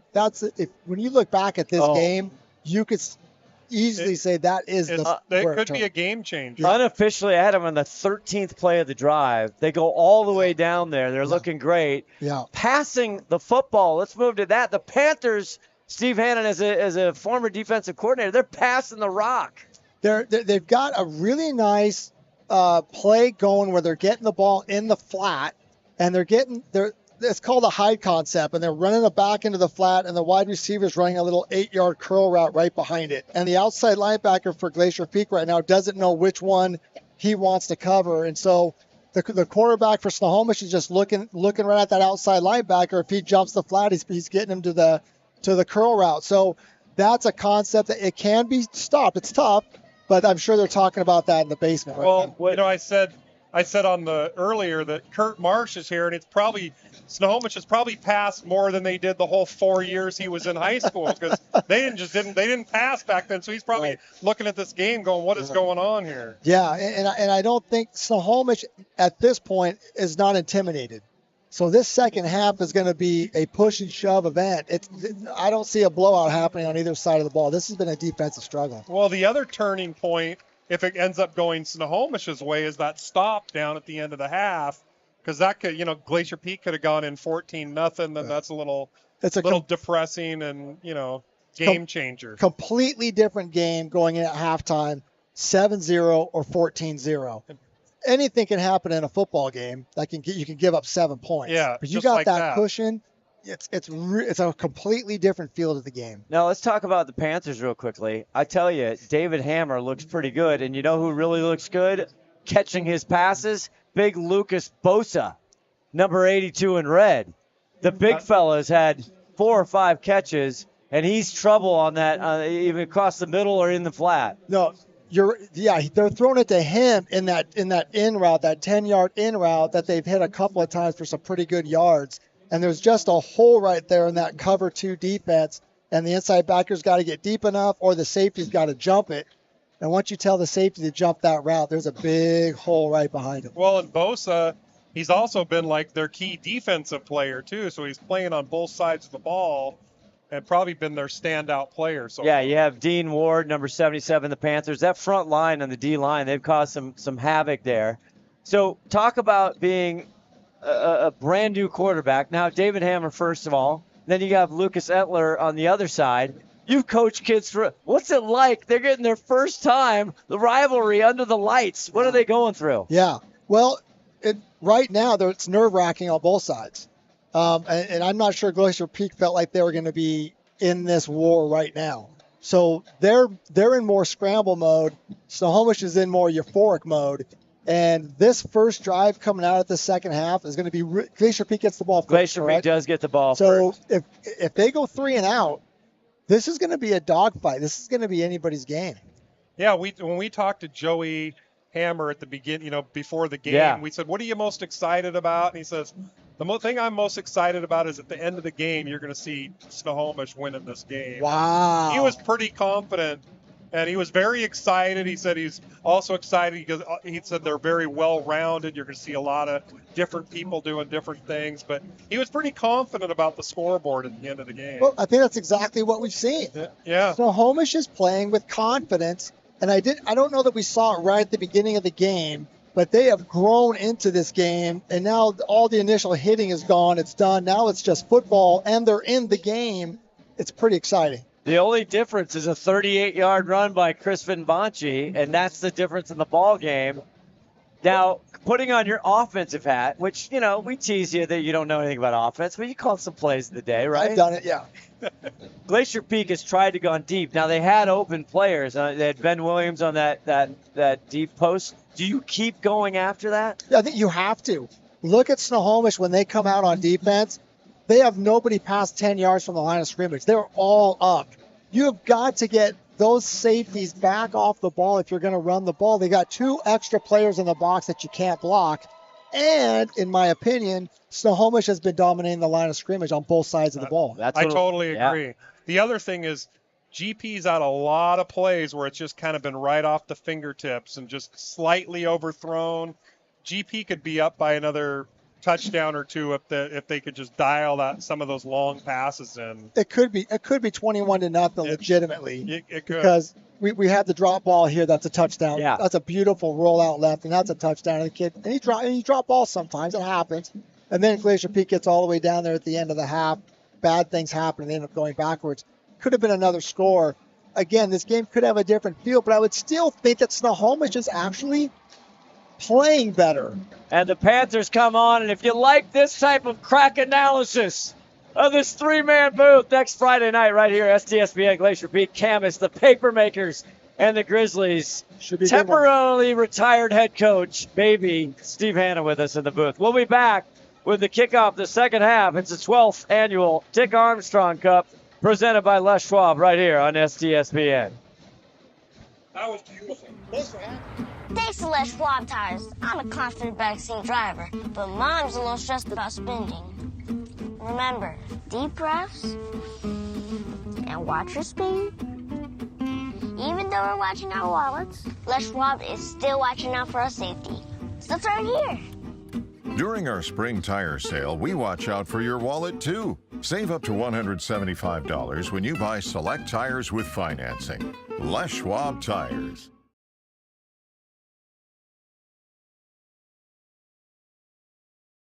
McDaniel's Do It Center is located in beautiful Snohomish, Washington. Locally owned and operated for over 40 years, they are proud to provide the Snohomish Valley with exceptional hardware, tools, lawn and garden, and sporting goods products. Their commitment to delivering legendary customer service and their outstanding employees continue to make McDaniel's the best and one of the most recognized Do It Best centers in the nation. Stop by and experience for yourself the difference between McDaniel's and the big box stores. Discover why so many people are choosing to shop at McDaniel's.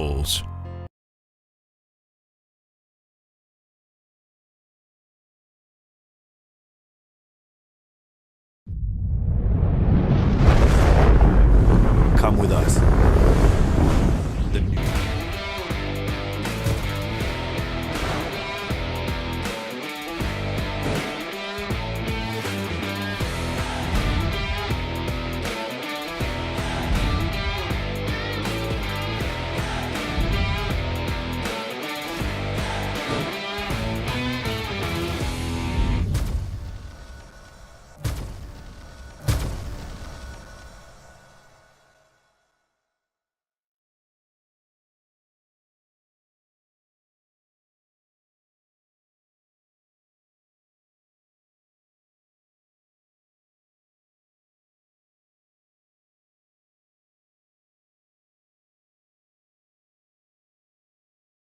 SWCC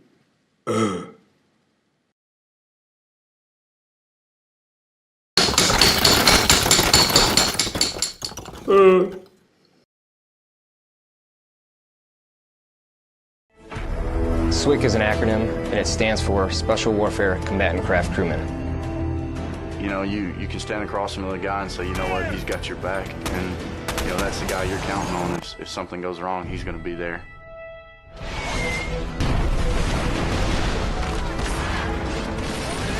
In the end, we're just fighting for each other. This is Witch Doctor requesting immediate hot extra.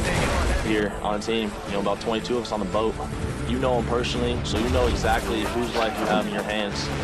Everyone's come together, and everyone's sole mission is to do their job individually as best they can to benefit everyone else in the boat. I got a brotherhood, and it's a real brotherhood, and it's a loyal and honest brotherhood, and that's what matters.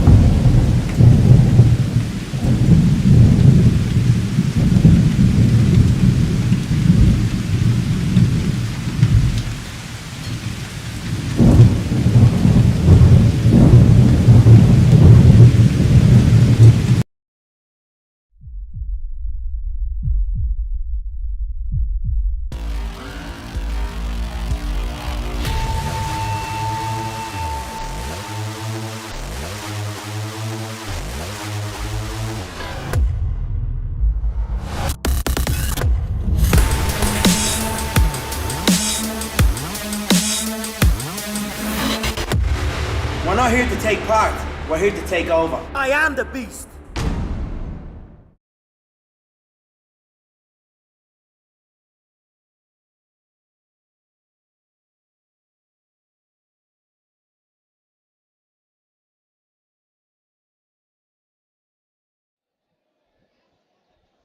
(7-0) as we get ready to start the second half. You see the students and you see the Hollies. Shout out to the Hollies.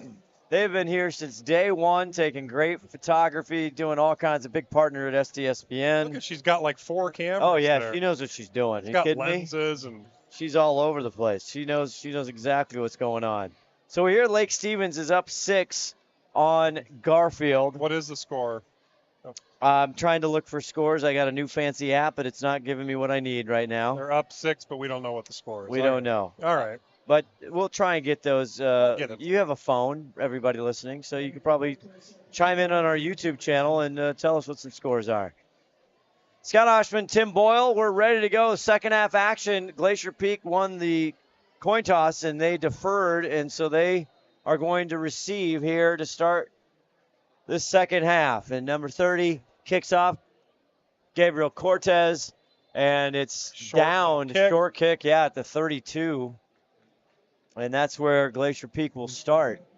I think Glacier Peak's probably a little surprised that it's 7-0 here. I don't think they thought it was going to be a blowout, but I think they figured they'd have more than 7 points at halftime. Yeah, this is a very low-scoring game. There has been a lot of offense. Looking at the drive chart here, and again, unofficial stats, they've gone up and down the field, but have nothing to show for it. Yeah, Either a penalty, that huge turnover we talked about with Annie. So here come the Grizzlies. 1st and 10 from their own 32. Bonchi in the backfield. And they get it to Bonchi, and Crispin gets a gain of 3, but he's hit hard. Usually when you see a first half where it's going up and down and nobody's scoring much, the third quarter kind of breaks loose. And you see a lot of scoring in the third quarter. Don't know if that'll happen tonight, but that's kind of generally what you see. So I wouldn't surprise me one bit if you see 20 or 24 points scored in the third quarter. And that defensive line, Steve Hanna and Menace, they are winning the up front there so far for the Panthers. And here's Bonchi one more time. Tries to break it. Stiff arm. Gets wide, but brought down. What a great tackle there by 23. And we've called his name a few times, Andrew Siemens. And just like Steve said, it's that defensive line. They are winning the battle up there for Snohomish.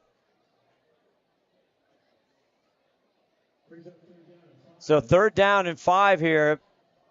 And the Panthers have answered the bell here in critical moments so far in this football game.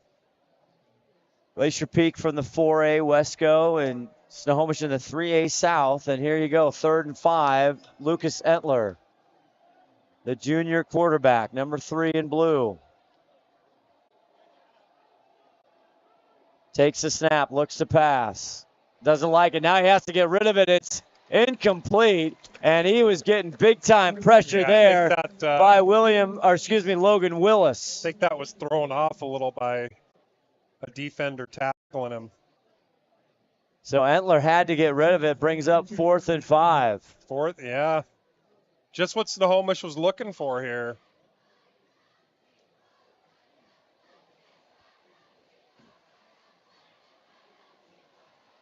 Back to punt here for Glacier Peak. One player returning now.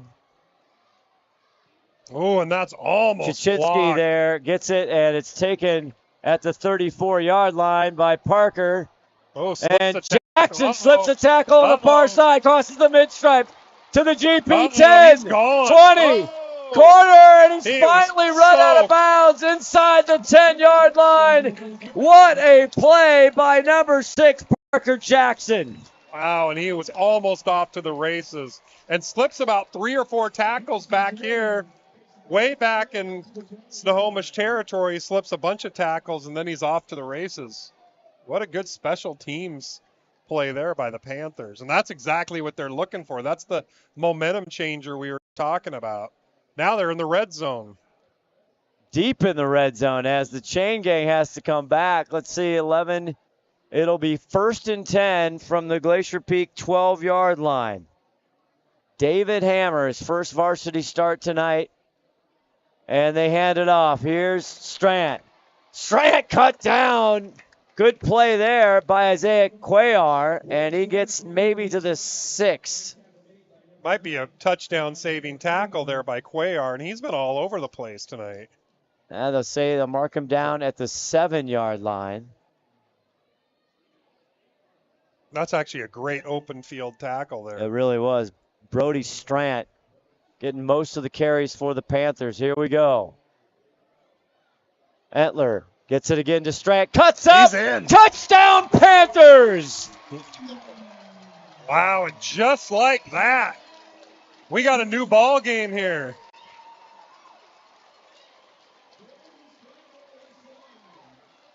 Brody Strant. 7-yard touchdown run. Brody Strant. And our outside the booth here, we have our touchdown lights going. That's the closest thing we could get to fireworks. That's legally. right. That's right. And the dogs don't care. That's critical extra point here. And David Hammer, the quarterback, does the kicking duties. The hold is down. It's up. And it is good. It is good. And we got a tie ball game with 9:32 left. Oh, my. Just what the doctor ordered for Snohomish. The crowd's fired up. And the home team tonight is the Snohomish Panthers. Ron Henthorn, what's the sideline like? Hey, there we are. There you go. Yeah, it's really wild down here. These guys are all excited. I think they're going to win the ball game. I'm sure they do. Well, that's the whole point. Isn't it, though? 7-7 with 9:32 left in the third quarter. Todd Elvig, we want to stay here? Yes, we are going to stay here. Tim Boyle, oh my, we have a game on our hands. We have a packed house, a beautiful night, not a single empty seat down there. GP gets the ball to start the second half, 3 and out on great pressure by the Panthers. The punt is returned from their own, what was that, the 20? Probably about the 20. Yeah, that's about right. Almost a 65-yard return by Parker Jackson. He was evading tackles, and then he just turned on the afterburners, almost brought it to the house. Unbelievable. Another Gabriel Cortez squibs it, and that's Cuellar. Isaiah takes it. Going to the far side, trying to skip her out of bounds, and he'll get up to around the 38 or 39-yard line. That's actually really good field position for the Grizzlies. I don't think Snohomish wants to give up a big play or something. They're doing a couple little squib kicks there. You don't really want to give them field position like that, though. And they're marking it. Let's see where they land. Looks like it's going to be about the 38. 36 or 37-yard line, Sure. maybe 38. Let's do it. They're saying 39, but it's definitely not the 39. On the scoreboard here, But it is 1st and 10 for the Grizzlies. So 1st and 10. Lucas Etler, the junior quarterback. Crispin Bonchi, he's got 1 touchdown tonight, and they're going to hand the ball, but he's stuck hard. He gets out of it. He bounces out, and he gets across the 40. And we've seen that all night long, from Bonchi. And, of course, number 52 there on the tackle. Slow to get up right now. Seth Abood. He's Seth Abood. Oh, Bonchi's Oh, no. We thought he might have injured himself. It's going to be an injury. Let's look at the touchdown one more time. That's Strand in right through a big hole. Good job by the offensive line and defensive line as we see Bonchi getting helped up. Oh, yeah, he's the second time they've had to help him off. Every step he takes, it seems like loosens up a little bit, though. So hopefully that's a good sign for him. 2nd and 5. So he did pick up 5 on that, and he looked like they had him in the backfield. That's where he's been really slippery tonight, as they seem like they've got him like for a 2 or 3 yard loss. And I just had a quick conversation with the trainer for Snohomish down here, and she said that that's just a cramp that he's got. That's what he had last time. She thinks he's going to walk it off and be back out here. He just needs a little more mustard and potassium on his diet. Get the guy some Gatorade. I mean, he's not watching TV. We got to get him some eats. Give him a banana, some potassium, some Gatorade. So Crocker in there. Francis Crocker, 24 in blue. As Isaiah's in motion, he'll get it. Oh, look at Cuellar. Far side gets a GP first down, and he wants more. Oh. Now he cuts it back in. Finally tossed down by the jersey, but he's way up into Panther territory to the 36-yard line. Right. Isaiah Cuellar. And you'll see he could have gone out of bounds here and chooses, no, I'm staying in. I'm getting an extra couple yards. So that's a gutsy move there. Finally, he's flung having down. himself a great game. Is a nice debut for Isaiah Cuellar, the transfer from Mariner, moved into town to this part of the district. And they are in business now. Big run. They hand it off. Now Crocker. And he finds a hole and pushes over a Panther for another GP first down inside the 25. And Crocker's got that really good just north-south. He's not doing all this misdirection stuff. He's just going north-south. He's bowling over kids, and number 19 finally brings him down. Garrett Gunnarsson for the Panthers, the 6'3 sophomore. Another big first down for the Grizzlies, though, from 1st and 10 on the 23. So knocking on the door of the red zone here. Crowd getting into it. Lucas Entler in motion. They fake the handoff. Now Entler's going to toss it across to Crocker. Crocker gets it on the near side, breaks a tackle, and he's stuck. Very good tackle there by number 4, Skylar Grewing. He saved a touchdown, but it's down to the 7-8 yard line. And again, you'll see Crocker get it, and he's just like, okay, no, I go north. Yeah. That's where I go. I don't do this east-west stuff. Meat and potatoes for Crocker. Crocker's a good runner. Gutsy little kid. Francis Crocker, a junior. See him again next year. And 1st and goal from the 8 yard line. Glacier Peak trying to answer the Panther touchdown. Crocker. This time he stood up. Ends up getting like he does. Maybe a yard or 2 out of that. Bosa in there. As usual. Bring up second, and they're saying 2nd and 8. That looks like he got 1 or 2. Owen Farrell for the Panthers on the tackle as well. Big number 59 there, the 6', 210 junior. 59, a legendary number here in the Elvig booth. So 2nd and goal. They didn't give him a second just from the 8. Cuellar. Uh-oh. Left, spins, Oh, dives and forward, and he's in. Touchdown, Wow. Grizzlies. I think Cuellar's fighting for a T-shirt.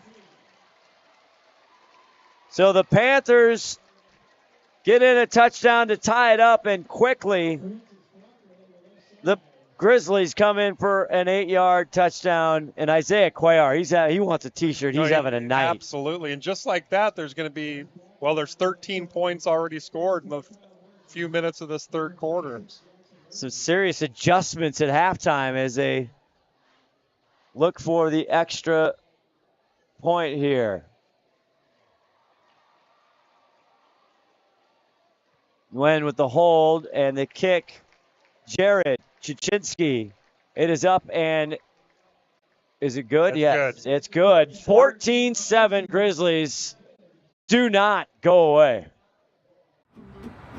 Thanks to Les Schwab tires, I'm a confident backseat driver, but Mom's a little stressed about spending. Remember, deep breaths and watch your speed. Even though we're watching our wallets, Les Schwab is still watching out for our safety. So turn here. During our spring tire sale, we watch out for your wallet too. Save up to $175 when you buy select tires with financing. Les Schwab Tires.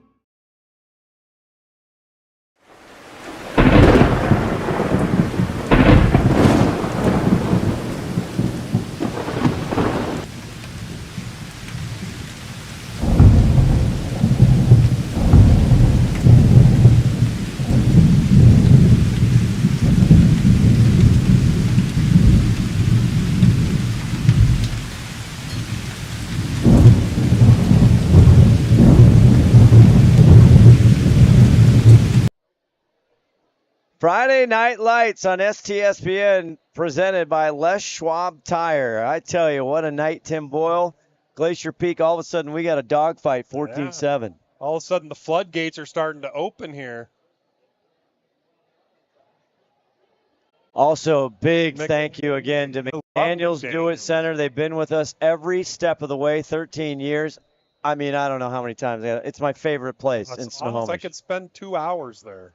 Love it there. And I got some gift cards, by the way. Just here we go. Humble brag. Here we go. We're off and running. It's Ryan Stepp returning. He gets loose. And he's had some good run backs, and he gets all the way to the 35. Now, back to your point, do you have gift cards or gift certificates? I got everything, man. Last time I went there was a gift certificate. It was kind of old school. I like it. Yeah, I have a gift certificate. Yeah, they didn't have gift cards. Blake Jordan on the tackle there for Glacier Peak. Want to give him credit. 6:42 left in the third quarter. Let's see if the Panthers can answer. And junior quarterback David Hammer.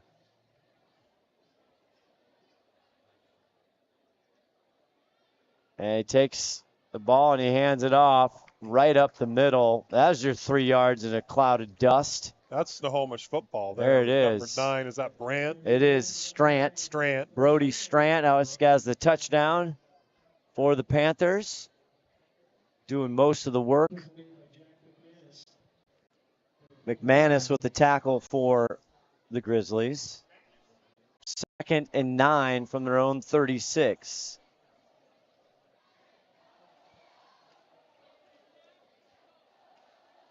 Hammer back to pass. He connects. It is caught and a first down. And that's in traffic, too. And that's number 3, Mason Surdy. I don't think we've called him yet. No, we haven't. The 6-foot junior. Right, kind of in some traffic there. Good hands.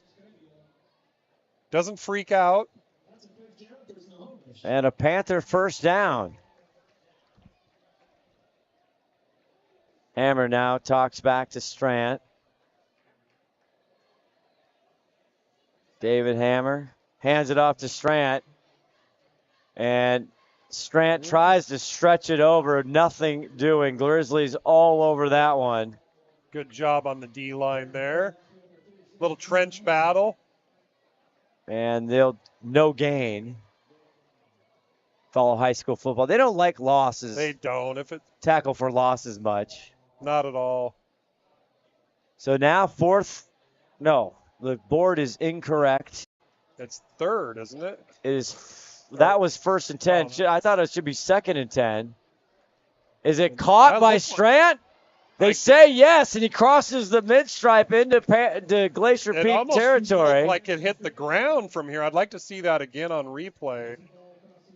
Didn't get that one on replay. So, yeah, that was 2nd and 10, by the way. They corrected there on the field. So this is 3rd. Scoreboard's wrong, saying 1st and 4. But a nice little play there by Strant to either sell it or actually catch it. And now 3rd and 4. This is a big play. Strant weaves his way. I think he's. And ooh, it's close. He's right at the line to gain. Depends on the spot. Ronnie, what do you think? It's going to be 4th down. 4th down, no measure. He's about a foot short, a couple of feet short. Ron's right there. This could be a critical play. 4:07 left in the 3rd quarter. 14-7 Glacier Peak. And David Hammer looks to see what he can do. Strant in the backfield. Now they look up. 4th and inches here. And it's a Strant. Strant's got all day. He's got 1st down and more for the Panthers as he crosses inside the 35. They don't need to measure that one. No, and the Panther sideline fired up. Is it just me, or does it smell like someone's having a bonfire? It does. I'm like, what is? I can smell that from 1,000 If we only had smell-o-vision. I know, it smells nice in here. Someone's like cooking out a bonfire or something. Or the place is on fire and we don't know it. 1st and 10 from the Grizzly 33 in motion. Hammer fakes it. Now he pumps it. He goes long, and the receiver wasn't there, and it could have been an interception. Lucky play there. Almost tracked it down. Michael Darling almost had an interception. He's been all over the place.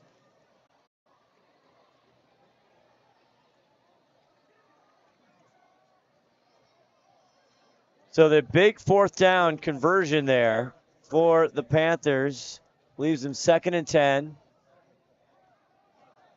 As both teams kind of settling in here after halftime, as you predicted, sir. Yeah, once in a while.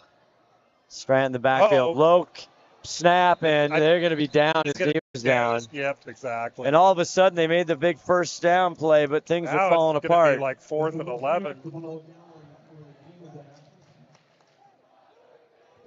On the plus side of the field for Snohomish, so it's probably one they go for it, I would guess, in that position. So now 3rd. Oh, they're saying and 3rd. 13. Yeah, 3rd and 13 down on the field.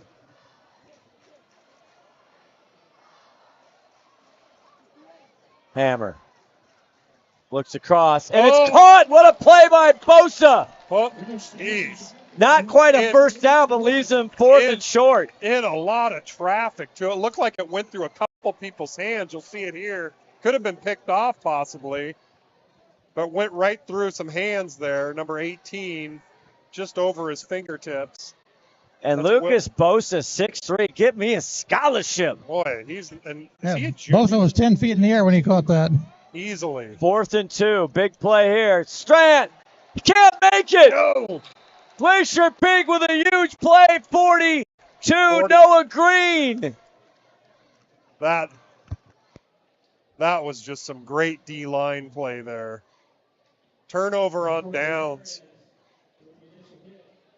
My, oh my, what a play by the Grizzly defense. Up by 7. They stiff arm the Panthers here after they had some momentum, Tim. They sure did. They really needed to get down there and get some points. Not going to happen on this drive. So now back come the Glacier Peak Grizzlies. Ball on their own 28-yard line. Snohomish is going head-to-head with them, though. Glacier Peak never lost a Dick Armstrong Cup so far. Not yet.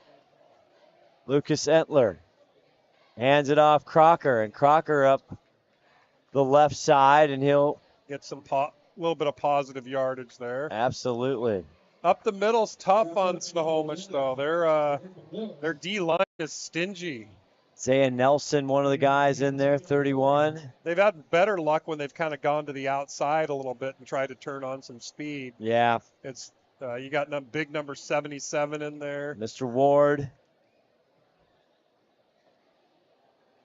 Bosa's all over the place. Yeah, Logan Willis on that tackle again. 2nd and 6. Nguyen in motion. They hand it off. Number 14. To 14 Nguyen. Irv Nguyen, the senior, 5'9" senior. He'll get a couple yards to say they're going to leave him at 3rd and what, 2? 3rd and 2 maybe. 3rd and 2, 3rd and 3. They're saying 3rd and 1. It looks like looks longer than 1, but if it's 1, it's a long one. It is, as the clock ticks down here in the 3rd quarter, under a minute to play here. 7-point ball game.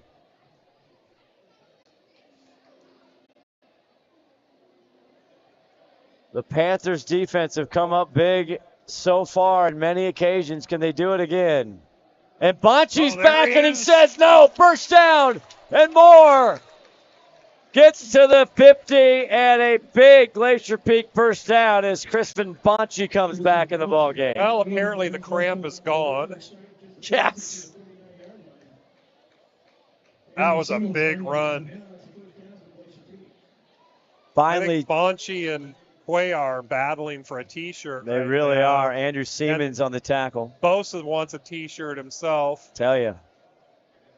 Who's going to get it? It's always a privilege and an honor to stand there with the Wedge and get our Adrenaline Fundraiser Player of the Game. The Les Schwab Lineman of the Game. We got so many T-shirts. Parents are getting T-shirts. 1st and 10 now from the Panther 49. Bonchi one more time.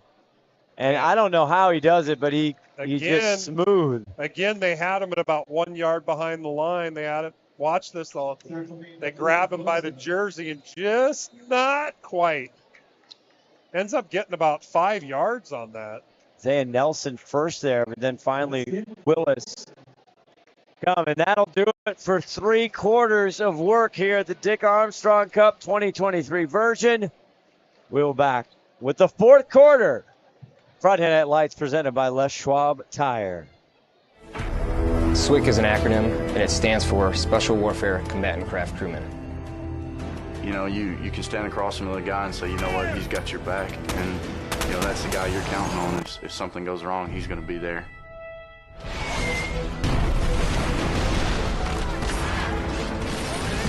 In the end, we're fighting for each other. This is Witch Doctor requesting immediate hot extract. Here on the team, about 22 of us on the boat. You know them personally, so you know exactly whose life you have in your hands. Everyone's come together and everyone's sole mission is to do their job individually as best they can to benefit everyone else in the boats. I got a brotherhood, and it's a real brotherhood, and it's a loyal and honest brotherhood, and that's what matters.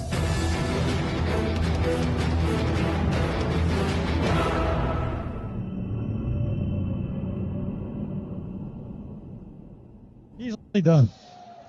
Back here, Scott Ohsman, Tim Boyle around the Wedge, Henthorn. Ron, you're seeing what's going on in both line of scrimmage, defense, offensive, in the trenches now, playing out as going to the 4th. We're seeing a couple of pretty good teams out here battling it out really strong. I'd say right now you couldn't tell who the better team was, even though the score is in GP's favor. Let's see what happens right here.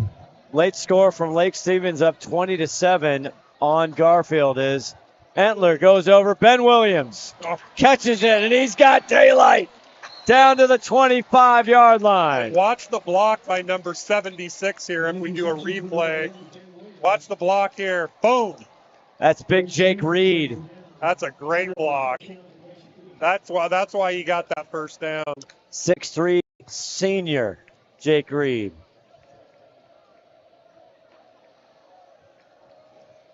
So Lake Stevens up now, 3rd quarter, 27-7 over Garfield. A little revenge game for Lake Stevens from last year.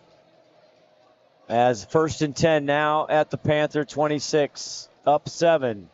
Entler. Flag. Gets it to Crocker. He's pushed down hard by Bosa. I think it's False start, possibly. Offsides, I think. Looked like a free snap penalty. Yeah, he got in there quickly. Oh, no. Yeah. On Glacier Peak. I thought Bosa might have jumped. No, I think it was a legal procedure. Some other scores here, Tim. Arlington over Kamiak 29-0. Oh, geez. I thought that'd be a closer game than Well, that. brand new coach there at Kamiak. Ivan McClellan taking the lead there. He declined the penalty. Declined another one. Illegal, looked like an illegal procedure. You can decline that. Can't decline a false start. Joey's got a lot of confidence in his defense here, doesn't he? I declined that too. Now it's 2nd and 13. Take 2nd and 13 over 1st and 15 if I'm the defense. Number 1 in blue. Bonchi went in motion. They get it to Bonchi. Bonchi looking for a block. And he is strapped down and taken down by big 99 Jude Lewis. 6'3", 200 pounds. How's that sound, Tim? Sounds like a good football player there. Bonchi almost gets it back to the line of scrimmage. He does. The original line of scrimmage. Set up about 3rd and 10, 3rd and 11. Glad you're with us on our inaugural episode here of the 2023 streaming season here. 13 strong for everybody here. Big shout out Todd Elvig, our executive producer, 5-tool player. He bought all the toys and most of them are working. I told him it's like he's like the Wile E. Coyote with all the toys and trinkets here. 3rd and 11. Etler, he goes over quick, and it's caught by Ben Williams. Not enough for a first down. But it's enough to make him not think about it on 4th down. You know he's going for that. Couple 2 or 3 yards short, probably. Mark him at the 18.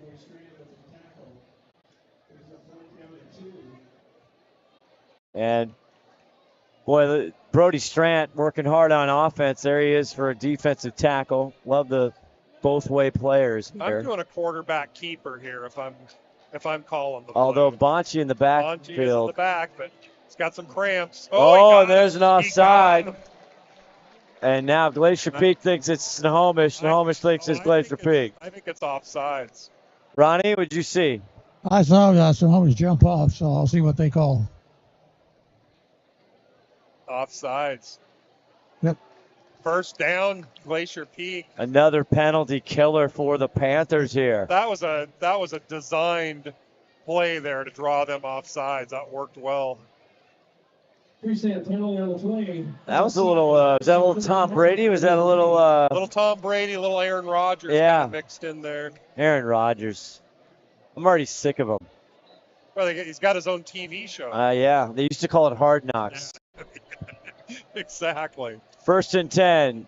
Crispin Bonchi is wrapped up again by Jude Lewis. And that's a rare no gain by Bonchi. Yeah. A rare one. But there was about three big O linemen there to stop that. Jackson Murphy, one of the senior captains. He was great to talk to at the 4A WESCO Media Day a couple weeks ago. He's a returning starter. He is. Yeah. He's center. He's going to play some guard probably this year as well. I predict a pass play into the end zone. Oh, I love it when the Wedge, he's already in rare, midseason form predicting passes. The ex-wide receiver is always going to be predicting that. 2nd and 12. Need to get to the 4 for a first down. Empty backfield. Now they get Cuellar, and he comes around the side. He's got a little space. He tucks it in.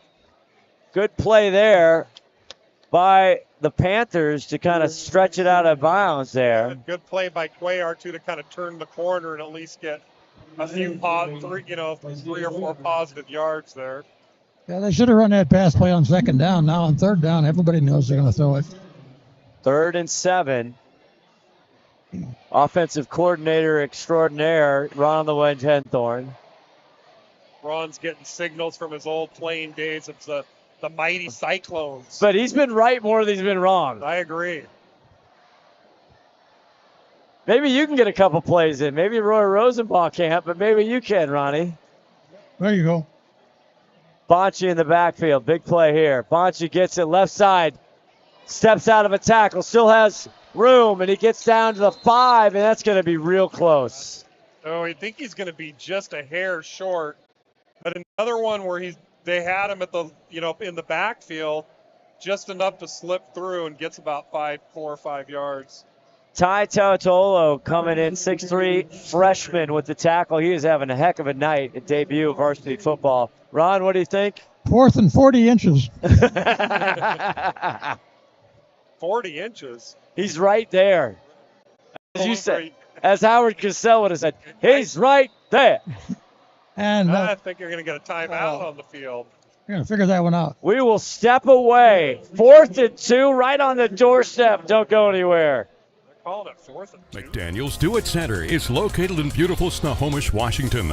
Locally owned and operated for over 40 years, they are proud to provide the Snohomish Valley with exceptional hardware, tools, lawn and garden, and sporting goods products. Their commitment to delivering legendary customer service and their outstanding employees continue to make McDaniel's the best and one of the most recognized Do It Best centers in the nation. Stop by and experience for yourself the difference between McDaniel's and the big box stores. Discover why so many people are choosing to shop at McDaniel's.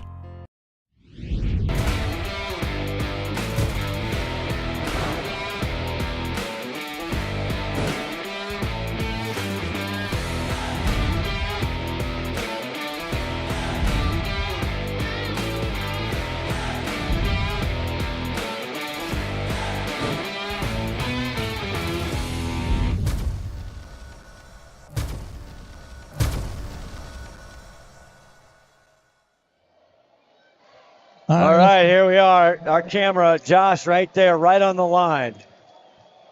Says 4th and 2, but 4th and inches.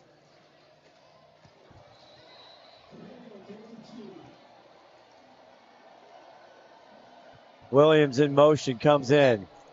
Hands it off. Bonchi, right side. He's going to get there. And he's going to get more. No, he's out of bounds. No, touchdown. His second one. I didn't see a signal yet. He's wanting a T-shirt. 6-yard run in for Chrisman Bonchi, his second tonight. Here we go. And now we're going to go to see the crowds. There is Tightwad Hill there. Look at all these people. Look at that. I love it. What a community, the Snohomish community, right here on the beautiful Snohomish High School campus. And it was 20-7. Here we go. Jared Chukinski on for the extra try. It is no good. Oh, boy. Oh, boy. Those always come back to You haunt never too. know. Little extra drama in the. Absolutely. What a drive. And here's the touchdown as Chrisman and Parker Jackson just couldn't hang on, but a great play once again by Bonchi. Kind of Bonchi. has to dive in a little bit. And they almost had him back in the backfield again. He just slippery as can be. We'll see if the Panthers can answer here all of a sudden when we come back. 7:40 left to go in Dick Armstrong Cup 23.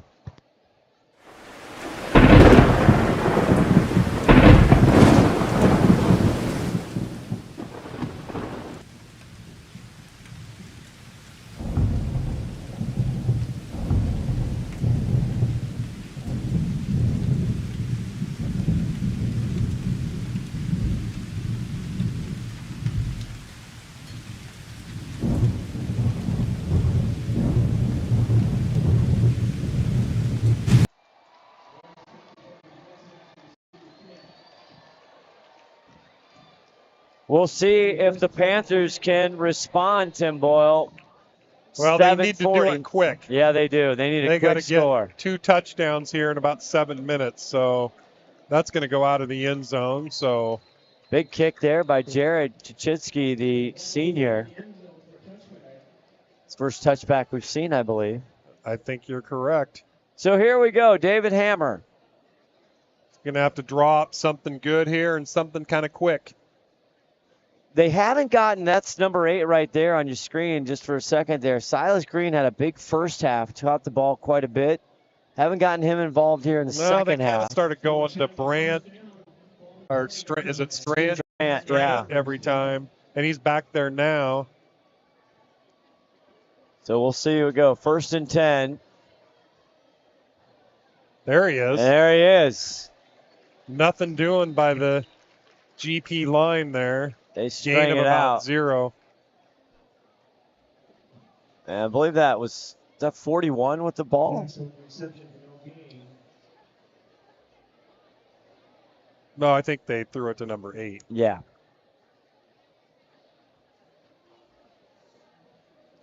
Second and 11 was what they have on the board. Hands it off to Strant. Strant dives across. He'll maybe pick up 2, but this sets up another 3rd and long and a critical moment here. Third, and they got the clock's working against them, that's for sure. 6:55 now. They got to get 2 touchdowns. If I'm the Panthers, I get Lucas Bosa involved, and I send him downfield. They have to call it. They got too many men on the field. I think it's going to be. Yeah, I think they got an extra guy on the field there. It's going to back them up 5 more yards. Ron, you have degrees in engineering and math. I'm sure you could count. See how many players they have. As Joey Hammer talks to the line judge. 1, 2, 3, 4, 11. You know who that referee is, right? Who was That's that? Mark Guffey. Oh, that was on the line. That is. Yes. We know that. The Hitman's father. Yes. We know the Guffies. All right. 3rd down and 14. Big play. Oh, and it's almost intercepted off the fingertips. Trying to go to Ryan Stepp. Oh, now we got some extracurricular. We got some flags going here. Whistles are blowing. It might go against GP. I'm not sure. And Adam Loom, the 6'4 senior, boy, he had that one in his sights right off the fingertips. Yes, this is going to be an interesting. Personal foul. Snohomish. Oh, my. Ouch. Cannot That's going to back take him it. up 15 more. Or half the distance anyway. 6:30 left to go in the game. We were tied, or we were at 7-0 at halftime, Glacier Peak. They should decline that penalty. Or maybe they can. Yeah, I don't know. I don't know why you decline it because it was incomplete anyway. Still going to push them way back for field position. Because that should be an after the play was over. The play should still count, and it should be 15 yards back. So Glacier Peak next week right here on STSPN against the Camas Papermakers. Then they head up and they don a new stadium, Tim, up north at Ferndale.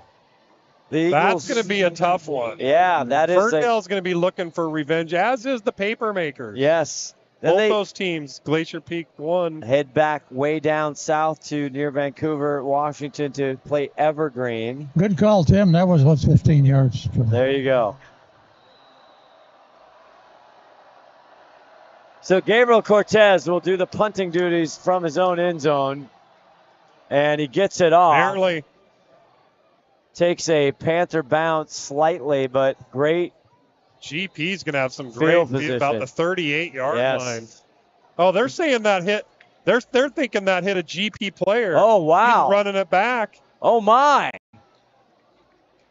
That's Seth Abood with the ball. The refs don't think so. Yeah, nothing's going on. Ron, did you see anything? I didn't see it. Kind it of looked like it hit one of the GP players, but I couldn't quite tell. We got a replay on that? Yeah, now the referee's talking. They're saying it's GP's ball. Oh, my. This could be big. Joey Hammer's not happy at all. We're looking for the replay. He's like all fired up. Here we go. So here's Does that the ball. hit you one? I don't know if that hits anyone. You think it might have hit number 10? Is that Michael Darling? Maybe, but that didn't see anything conclusive there. But nice shot. I would have done the same thing. If Here I it was is again. Snohomish. Let's see if it hits. Does it hit number 10? I don't Hard to think so. see from that angle. From here, it doesn't look like it did.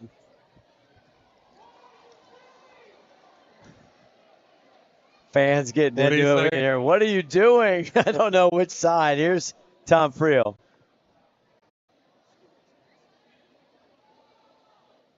Illegal man downfield against Snohomish. A legal man downfield, the call by Snohomish. And so GP's So that offense- actually bumped it up 5 more yards. Wow. Oh, no, they're going to, yeah. So 1st and 10, 34-yard line. Glacier Peak now in control. Bonchi makes a move, slices into the middle of the field, and gets close to a first I think down. he's got a first down. And QB under center on that one. Yeah. You don't see that very often. I haven't seen that from Glacier Peak since they played Bellevue years ago. Yeah, they tried to give Bellevue this taste of their own medicine. Yeah, they did the wing tee. That was right here. I remember that well. They did that like on 3 drives in a row. I think that was the Nick Bender era, if I'm not mistaken. So they did give a first down. 1st and 10 now at the Panther 24-yard line. Again, under center. Actually, new quarterback in there. Pitch to Cuellar. Oh, Cuellar making things happen. Outside the speed and run out of bounds at the 12. Gave him a little extracurricular down there, too. Brody Strant with the tackle. Tackles him a little bit far out. Watch this at the end of the play here. Nothing I wouldn't do. A little bit of frustration by And then 21 like, yards. yeah. Oh, they didn't really show it, but Good sound effects by you, Boyle. thank you. Worked on that for a long time. Well, the whole offseason. So, 2nd and 10 now. The clock ticking, 5:44. What a great crowd. What a great night here to start off our 23 season. Cuellar's having himself a He big really night, is. too. Adding value as the transfer in from Mariner. Who do we got at quarterback? And we got, 25. That's Nolan Ondal, the He's keeping it junior. himself. And he comes over. He's cracked hard by the Interesting play Panthers as call the there. clock ticking. Why they switched quarterbacks? That's a little surprising. Here he's coming out now, though. Now we got whistles, and is it timeout? Yes, timeout, Snohomish. They're second, I believe. Or, maybe. 5:27 left. 2nd and 8 on the Panther 10 for the Grizzlies. Come on back.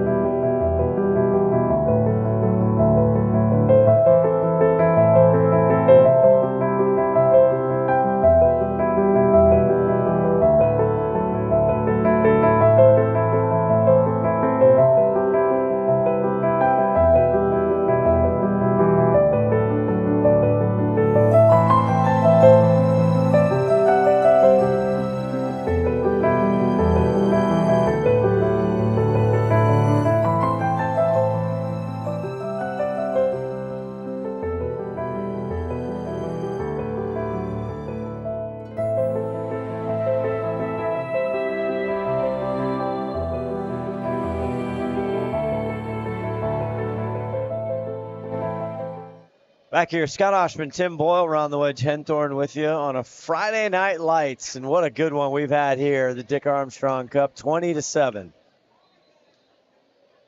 And seeing if Glacier Peak can add to that. 2nd and 8 from the 10, so they could get a first down, theoretically. And Lucas Entler back as quarterback there from shotgun. Crocker behind him. They give it to Crocker. Francis. Bowling over people. Crocker! Look at him. Stretching to the 5. Wow, he does not like to go down. And he doesn't like going east or west No. either. He's like, no, the end zone's that way. Great run. What an effort there by Crocker, finally taken down by a group of Panthers. Timeout Grizzlies. I would say that if you're watching the rest of this game, you're going to see the Grizzlies with the ball on the ground. I don't think it's ever going to go in the air again. They're going to try to get that 5 minutes off the clock and go away with the victory. Yeah, the clock definitely is in their favor. They're controlling it right now. They're getting that. They're saying timeout Snohomish on the PA announcer, but we'll stay right here. So they were wrong. That was a GP timeout? Yeah. I trust you. The history here since 2012, GP won that one 43-7. Then it got tight. The next year in 2013, we had that one, of course. I think we are the namesake STSPN is of the Dick Armstrong Cup. That one, 31-29. We're still looking for the Dick Armstrong Cup. We are. Please let us know if you know where it is. We need an APB out for that, really, in all honesty. So then 2015, lopsided here and there, but 28, 14, and 17. Then it was 2018, 36-28. Glacier Peak escapes. There has been some really good games in this series. Just GP seems to always come out on top. Well, here we go. 3rd and 2. And number 25. It's the heavy package. It is the heavy package. The pitch. Oh, and he loses. Cuellar's down. He loses a couple. Oh, my. Another great play by Andrew Siemens, the Panther. Wow, that defensive line, Snohomish, is just unforgiving. Another timeout for Snohomish. They're saying 4th and 8. Wow. Did he lose 6 yards? Wasn't it 4th and 2? It was. Or 3rd and 2? Well, they got him right now. They still saying it's 4th down. I think it was 3rd and 5. And 3rd and 5. Okay. He lost a couple. Lost 3. So it's 3rd and what, 7 or 8? 4th. Or 4th and 8, and excuse 8. me. You got it on your screen. You don't need us to try and figure it out. Real quick, Tim, looking forward, the Panthers now, like I said, they go to Mount Lake Terrace. Then Shorecrest comes here at Snohomish on the 15th. And then they go play Edmonds Woodway. I actually think they can go on a nice little winning streak here. At Linwood. Yeah, I think they got... At Liberty's going to be tough. tough. Always tough. Shorewood, and then they play the big time Monroe, October 20th, at Monroe. So here we go. Ondal still the quarterback, 25, under center. Bonchi, and the snap is bobbled, and Ondal goes down. Number 11 gets him. Logan Willis. And they turn it over, and the Panthers have life with 4:56 left. That does breathe some life into them. And the ball was kind of bobbled a little bit and went on the ground at one point, and then there was just no time for broken play. No time to do anything. What'd you see there, Ron? It was a broken play. He dropped the ball. I think if he'd had another minute or another couple seconds, he was going to throw the ball to Bonchi. Yeah, the line, he's under center. It's kind of a lineup you don't see from GP that often. So here's David Hammer. Stands up, gets it, releases, it's caught. Short gain. Traffic. It's Parker Jackson with the reception. They'll move the sticks a couple yards as time is not on their side. Now no timeouts left for the Panthers. 4:37. Clock is definitely working against them.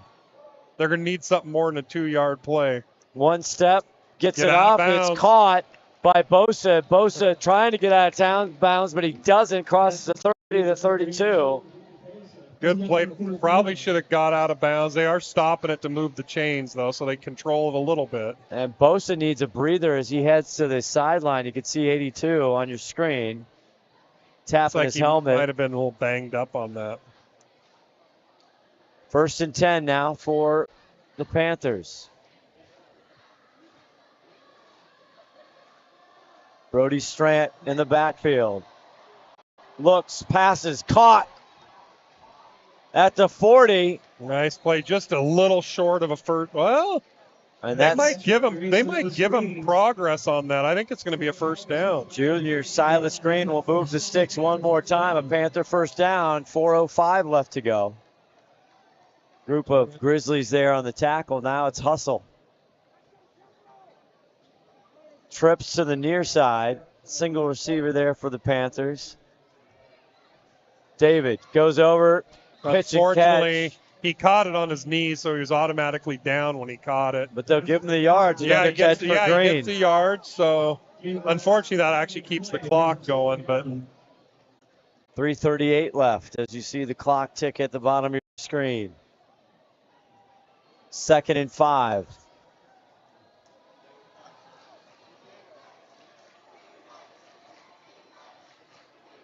Hammer on the chase, gets it up. Incomplete, almost a good incomplete. 3rd and 5 to Silas Green. If there's ever such thing as a good incomplete, that's one of them.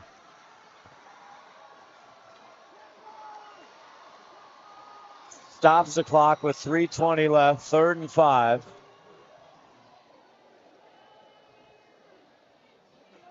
Was a good incomplete to stop the clock. No timeouts for the Panthers. David Hammer looks, doesn't like it. Now he's got to make something up. He pitches it across. Boy. Is it caught? It is. That's a little like a Patrick Mahomes play that there. Was. With a little, if that's what he was meaning to do, let's watch it again here. Brody Strant, look alive. Yeah, his arm was kind of being held too. Just 4th and 3 though. They got. This is a game play right here. This is it. Under 3 minutes to go. David. Oh, he catches it. The Panther first down. Parker Jackson on the reception, and that'll move the chains. That was large. And we got a clamp again. Oh, that's. You guys are looking good. Feeling good. Week 1. I like it. That's actually that's. You got Ronnie. Could be a fake injury. We don't know. I mean, that stops the clock. Stops the clock. Come on now. I'm not saying it is, but it would be smart. First game. It would be smart if it was. I would have done the same thing. I mean, you got to hydrate. Honestly, I hope it is. I hope the kid's not hurt. Absolutely. It looks like it's a cramp. Nice drive here by Snohomish. His time is ticking. 2:47 left. Now they're going to need some funky miracles here. If they put one in here, they're going to need to get the ball back. I think what they need to do is start going for some 20, 30 yards. They're going to need to get it in the end zone pretty quick here. Yeah. Yeah, he's coming off the field pretty good. So. And they need Parker Jackson, one of their studs, 6'2", junior. He's got to come off, I think. Going to have a good year this year for sure. They should start the clock. Well, we'll see when the Tom Friel just wound it. Yep, there it goes. David Hammer. First varsity start, back to pass. Now it slips up in the pocket. Still on his feet. Parker gets inside the 35 and runs out of bounds with 2:33. Heads up play by the youngster. Absolutely gets out of bounds. He avoids several tacklers. He actually outruns them. If you see it on the replay, there's a bunch of people chasing him. He just flat out outran him to the sideline. 6'3", sneaky tall, Boyle. Sneaky fast. 233. How tall is he? 6'3". That is kind of that's sneaky. That's not Brady tall, but that's tall. But he's up there. There's the snap. Hammer looking left. Oh, maybe nothing. I think there might be an offensive. He gets it in. It's caught by Green. Or is it not? Caught? No, incomplete. They got away with a hold here at the line of scrimmage, too. So. Green. 2nd down and short. Well, I think it's not complete. The PA announcer. I just saw something I'd never seen before. Number 6 came over here, and the athletic trainer gave him a bottle of French's mustard, and he just sucked it down like it was a popsicle. French's mustard? Yeah. That can't be what's in there. Oh, I don't know. It was a yellow bottle of French's mustard. He just sucked it down. He's going to get ready to go back in. That's nasty. Yeah, I got to assume that there's something else in I the am mustard. not a mustard person. No mustard for me, please. I don't know how that's going to help you. Oh, you've got a cramp, take some mustard. Well, he said, the Wedge wise man, he said potassium or something in mustard. Yeah, potassium's in mustard, so it'll help. The coaches are conferring as to how much time was back on the clock. We're trying to figure out how much the Because I think clock is. I think what happened is that was actually an incomplete Yeah, it pass. was. Yeah, so It was. they're trying to figure out the clock. Nobody really sucks down mustard. Do they? That is like horrible to That me. can't be But as you kind of see what we're looking at here, wave to the camera, Tim. Good evening, everybody. So Tom Friel, he's got emails coming in. He's got all kinds of notifications to see what the clock is as he gets some instructions here. Joey Hammer's out there trying to figure out what's going on. Looks like they're trying to run it down to 2:22. Yeah, it looks like they'll put 2:22. Joey's trying, chirping in his ear. Yeah, he's lobbying for he more. wants some more time. 3:22. Yeah, 3:22, exactly.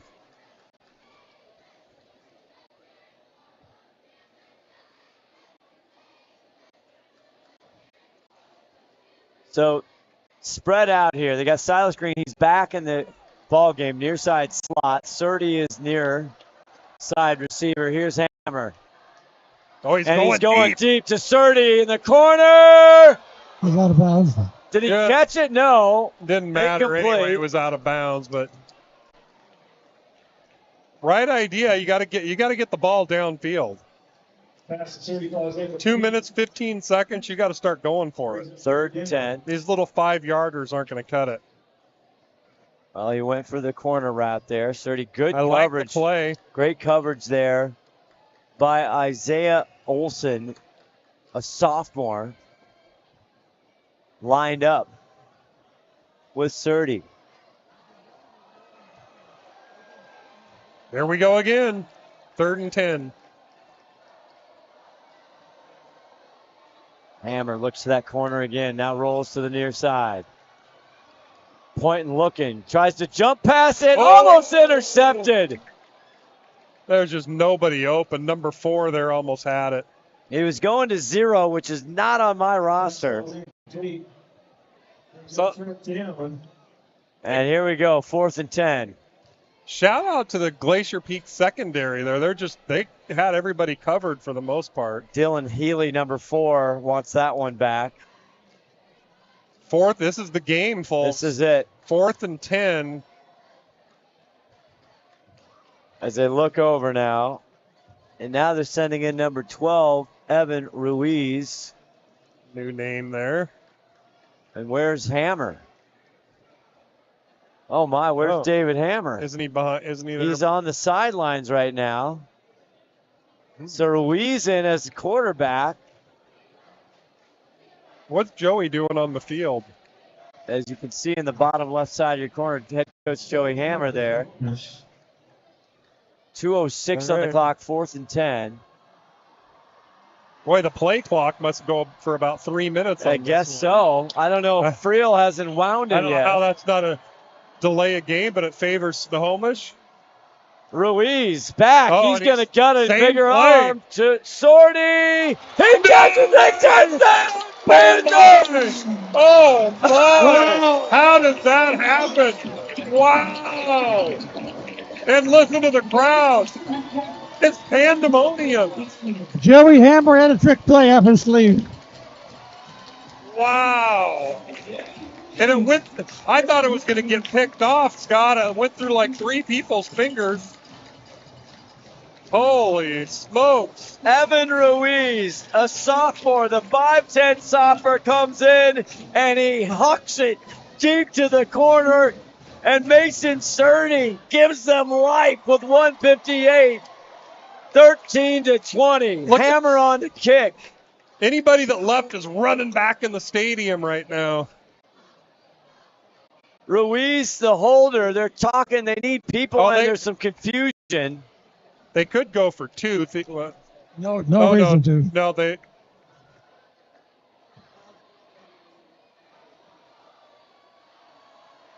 The extra try here. Ruiz, the hold. It's down. Hammer. Oh, is it going to make it?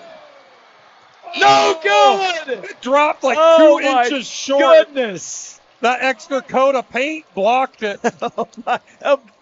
Who breathed too hard? A little burst of wind. But it's still a 7-point game. Yeah. That really doesn't hurt them much. No. Still a 7-point game. And Joey Hammer says, hang in there. Now they're going to have to go for an onside kick. Oh, my goodness. What a game. Keep in mind, there's no timeouts. No, you Snohomish pretty much have to go for an onside kick. I still don't know how that last play worked. Glacier Peak has 2 timeouts. No timeouts for the Panthers. Well, Glacier Peak's not going to use any timeouts. No. Here it is again. He just absolutely launches it. And that receiver's not very tall either. He gets behind the receivers. Number and he 3, brings how it in. tall is number 3? He's only 6 foot. Oh, is it 6 foot? Okay, look. Well, it's with the helmet. Oh, my goodness. Here in the booth, pandemonium is right, Tim Boyle. You know, we just said I want a good game. That's what we got. And we got a great one to kick off this season. Let's see what's good. They got the hands team up front. Oh, yeah. You got Dylan Healy, number 4 in blue. Ben Williams, 11, the receiver here on the near side. Cortez will be the kicker for Snohomish. He sets up like he's going to go to the far side of the field. What's he going to do here? 1:58 left. Here we go. Okay. And it goes to the right side. It kicks up. It's bobbled. Who has it? Snohomish comes with it. Zion Nelson. Whoa. You hear this? Whoa. This game is not over yet, guys. Oh, my. These guys are going crazy down here. And what a turn of events we've had. The crowd is going crazy. Zion Nelson comes up with the rock. You see Ronnie the Wedge. It'll be 1st and 10. No timeouts on the Glacier Peak 43-yard line. And it sounds like a Taylor Swift concert here. You'd know, and you would know. Can they do it again? Can they do it again? We'll see.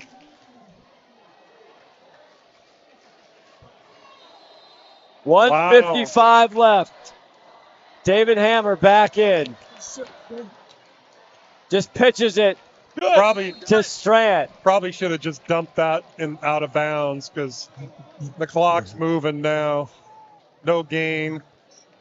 Those aren't the plays you want right now with 1:40 left. 2nd and 9.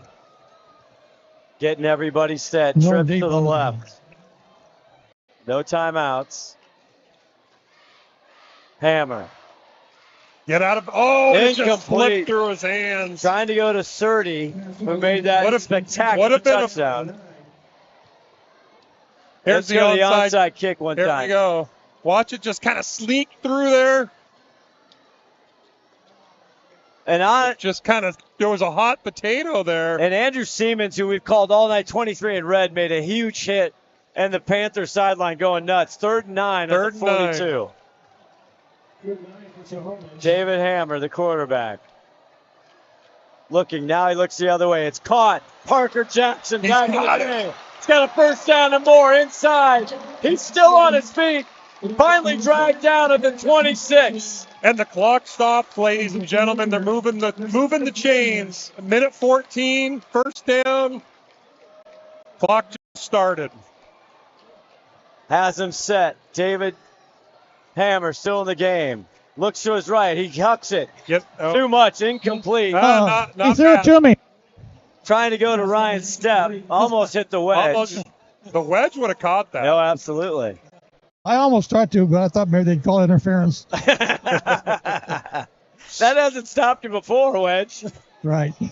Interference. Ron doesn't know what that is. All right, 2. 2nd and 10. 7-point ball game.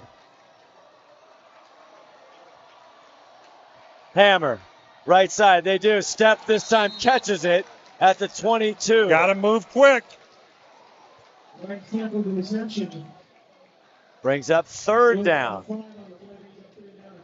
3rd and 5. 45 seconds left. Got to get him set. Burns a lot of clock right there running that play. Hammer across the middle. Almost intercepted trying to go to green. Stops the clock. The middle right there. But here we go, man, 4th and 5. Here it is. This is the game again.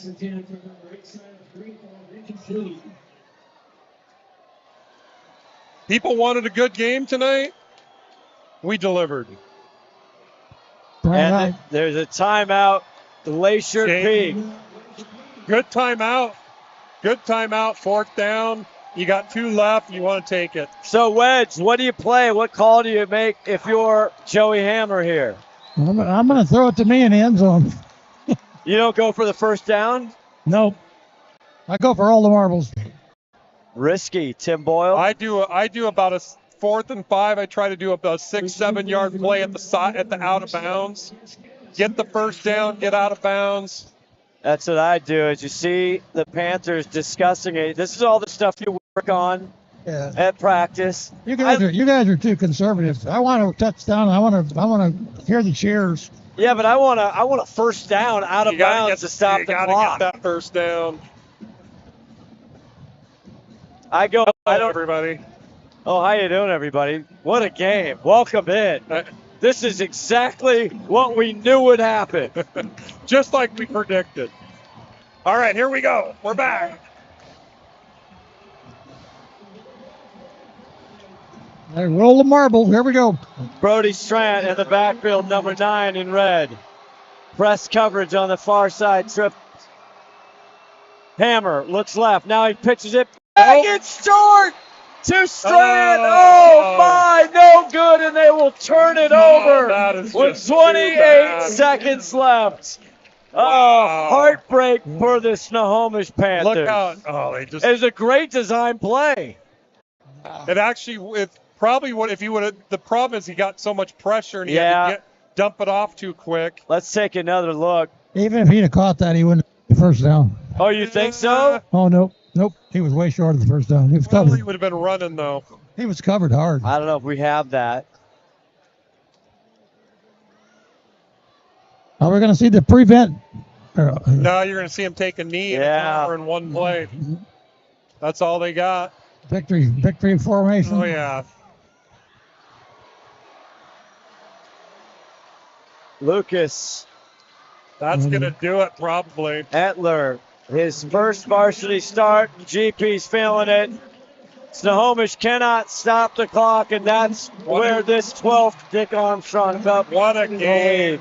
What a way to start off Friday nights. Unbelievable game. Snohomish gave them everything they had. As you see the Grizzlies coming over to their visiting crowd. Stay with us. We have the Adrenaline Fundraiser, Player of the Game, and look at the Grizzlies celebrating with their students. You got to give me some Player of the Game numbers. Player of the Game, Crispin Bonchi. Absolutely. Number 1 in blue. Lineman of the night's got to go to Connor Aney. 79, Connor Aney, our Les Schwab lineman of the night. That interception changed the whole game. Go to 79. Look what the difference is. It ends up playing huge. Ends up being the play of the night. 14-point swing possibly on that play. As they trade hands here. What a game. These kids grew up together, a lot of them, right? Oh, yeah. Shout out to Joey Hammer. Oh, my goodness gracious. He made it a great game. A lot of people thought this was going to be a blowout. Coming off a 42-13 loss last year, they didn't do as well in the 3A South as they had done the 3 years previous, his 6th year. And Joey Hammer, I tell you, you want to run through a wall for Joey Hammer. Yeah, that's for sure. Here's the good thing about this for Joey Hammer. This game, other than emotionally, it's meaningless as far as the standings and all that. It's meaningless. So he can start off with a clean slate. He's got 3 games in a row that I think he can win. Yes. Those games actually count. But I tell you what, the theater of live sports. He said pregame. Do you have any surprises tonight, Joey? At the end of the game, you're going to look at that scoreboard, and he almost came up with it. He was darn close to being right. How many onside kicks do you see in high school football that work? Never. It's really rare. Yeah. Unbelievable football game tonight. I'll try. Ronnie trying to go after. This is why he's the wedge. Yeah, exactly. They don't call him the wedge for nothing. As you see, head coach Joey Hammer, he gets his crowd or his players. They're disappointed, and I understand why. They had it. They had a chance to tie. They can hang their heads high. They Absolutely. played a great game tonight. Panther football, all 4 quarters. They never got down. And they are going to watch this tape, and there's a lot of great things tonight as we bring you back in. What a game. We go to the sideline here. We're trying to get Crispin Bonchi, number 1, our Adrenaline Fundraiser player of the game. And number 79, Connor Aney, 79 in blue, as Ron's part of the huddle.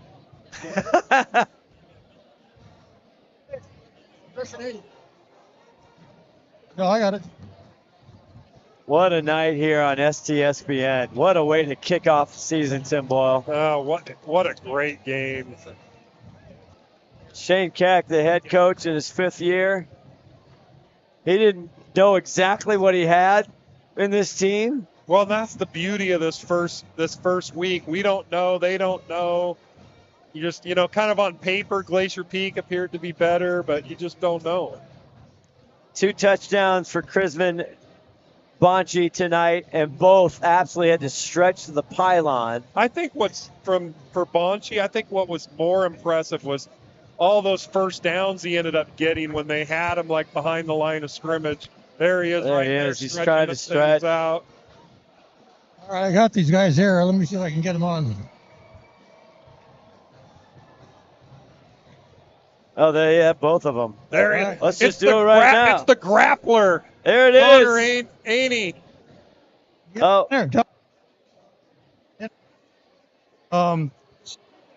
We're down around here. All I see is the ball go up, and it just kind of landed in my hands.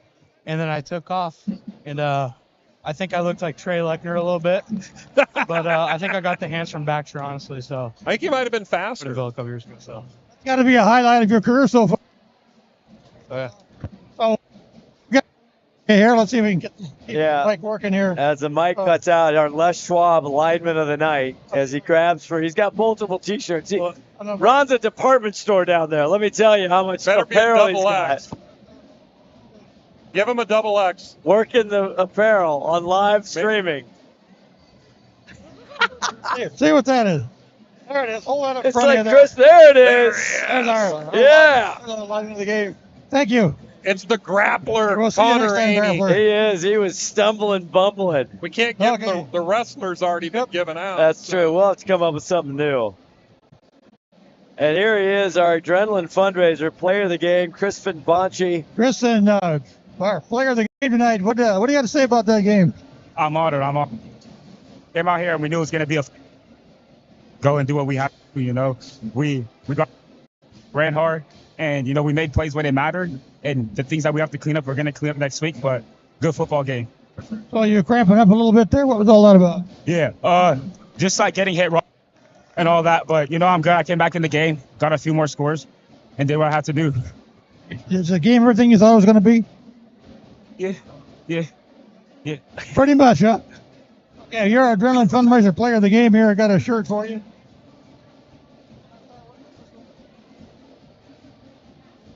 Hold that one up in front of you there. Let's see what we can get pictures of that on there. There it is. And then guess I got another shirt here for you too. This one says for the proud of the game. So you can give that to your proud. Congratulations. Thank you again for a great game tonight, and good luck next week. All right, back to you, Scott. We'll talk to you. Crispin Bonchi, our player of the game, Adrenaline Fundraiser player of the game. We had our Les Schwab lineman of the game. There's Bonchi handing out our parent. And the very first one. Yes. The very first one goes to Crispin Bonchi's parent. I don't know if it's mom or dad. I don't know who, but that's one of them's going to be wearing. They're going to be fighting over it. That T-shirt brought to you by STSPN. That's right. Well, what a game. We are looking for a sponsor for our parent of the game, so contact us at STSPN. In fact, we'll take all sponsors. Let me see if I can get Shane. Tim and I are looking for NIL deals. That's right. Just saying. Yeah. Shane, And they're trying to get a head coach, Shane Keck, here after he talks to his young fellas, and we'll get Shane here after he addresses the team. But what a game, what a night. The Dick Armstrong, still Glacier Peak undefeated here at 12 in a row, but that one was close. That was epic. It didn't look like it was going to be that way for a lot of the game, and it just kind of the fireworks started at the kind of the end of the game. Things started turning around. And for Glacier Peak, because of only 5 teams in the 4A, they have a daunting non-conference schedule here, like a lot of the other teams. Kind of like they did last year. Yeah. They got Camas and Ferndale. And we got Shane Keck, head coach. There we go. We got me up there. All right. Mic working or not, there's kind of working. Yep. Shane, you kind of gave us a little bit of a scare there tonight. What do you think about that? Yeah, I thought it's just a classic football game. I thought we missed some big opportunities to stretch it out, but I think that's what you get with a young football team. And, part of that is just us getting better and getting all these guys that have never played varsity football out here and figuring out those situations, and there's a lot of growth to be had. Lots to learn tonight, too. Absolutely. We didn't turn the ball over. Not a ton of mistakes, but just learning how to convert and learning how to make the big plays when we need to. That's part of a growing of a young football team. How's your blood pressure toward the end of the game there? Actually, how calm that I've been, because I think these guys are tough. I think our kids, have grown as a program to know, hey, we're going to weather that. We're gonna be able to battle through it, and we're going to find a way to win. And I really, it was actually pretty cool going down the stretch. Glad to hear that. So good luck next week, Coach, and we'll see you at the next game. Hey, guys, thank you. There you go. Guys, we're down here in a big mess of shirts. All right. Unbelievable. Thank you, Ron the Wedge Henthorn. Great interview, Shane Keck. And that is good for a young football team, Tim. Absolutely. To weather a storm, the adversity, a crazy play, the touchdown, unbelievable throw and catch by the quarterback Ruiz, who comes in for one play. Yeah, it's like almost a trick play. It's like no one knew why he's in there. Unbelievable. As we bring back in the booth, I tell you what, for everybody here, this is going to wrap it up for us, our first night. We thank you for watching, spreading the word. Follow us everywhere on STSPN. For Todd Elvig, our executive producer, Sarah Elvig, are doing everything. For Josh on the camera, Martin on the camera, Ron the Wedge Henthorn, this guy, Timothy B. Boyle, Scott Ohsman saying so long, Glacier Peak 20, Snohomish 13. You're watching STSPN. Good night, everybody.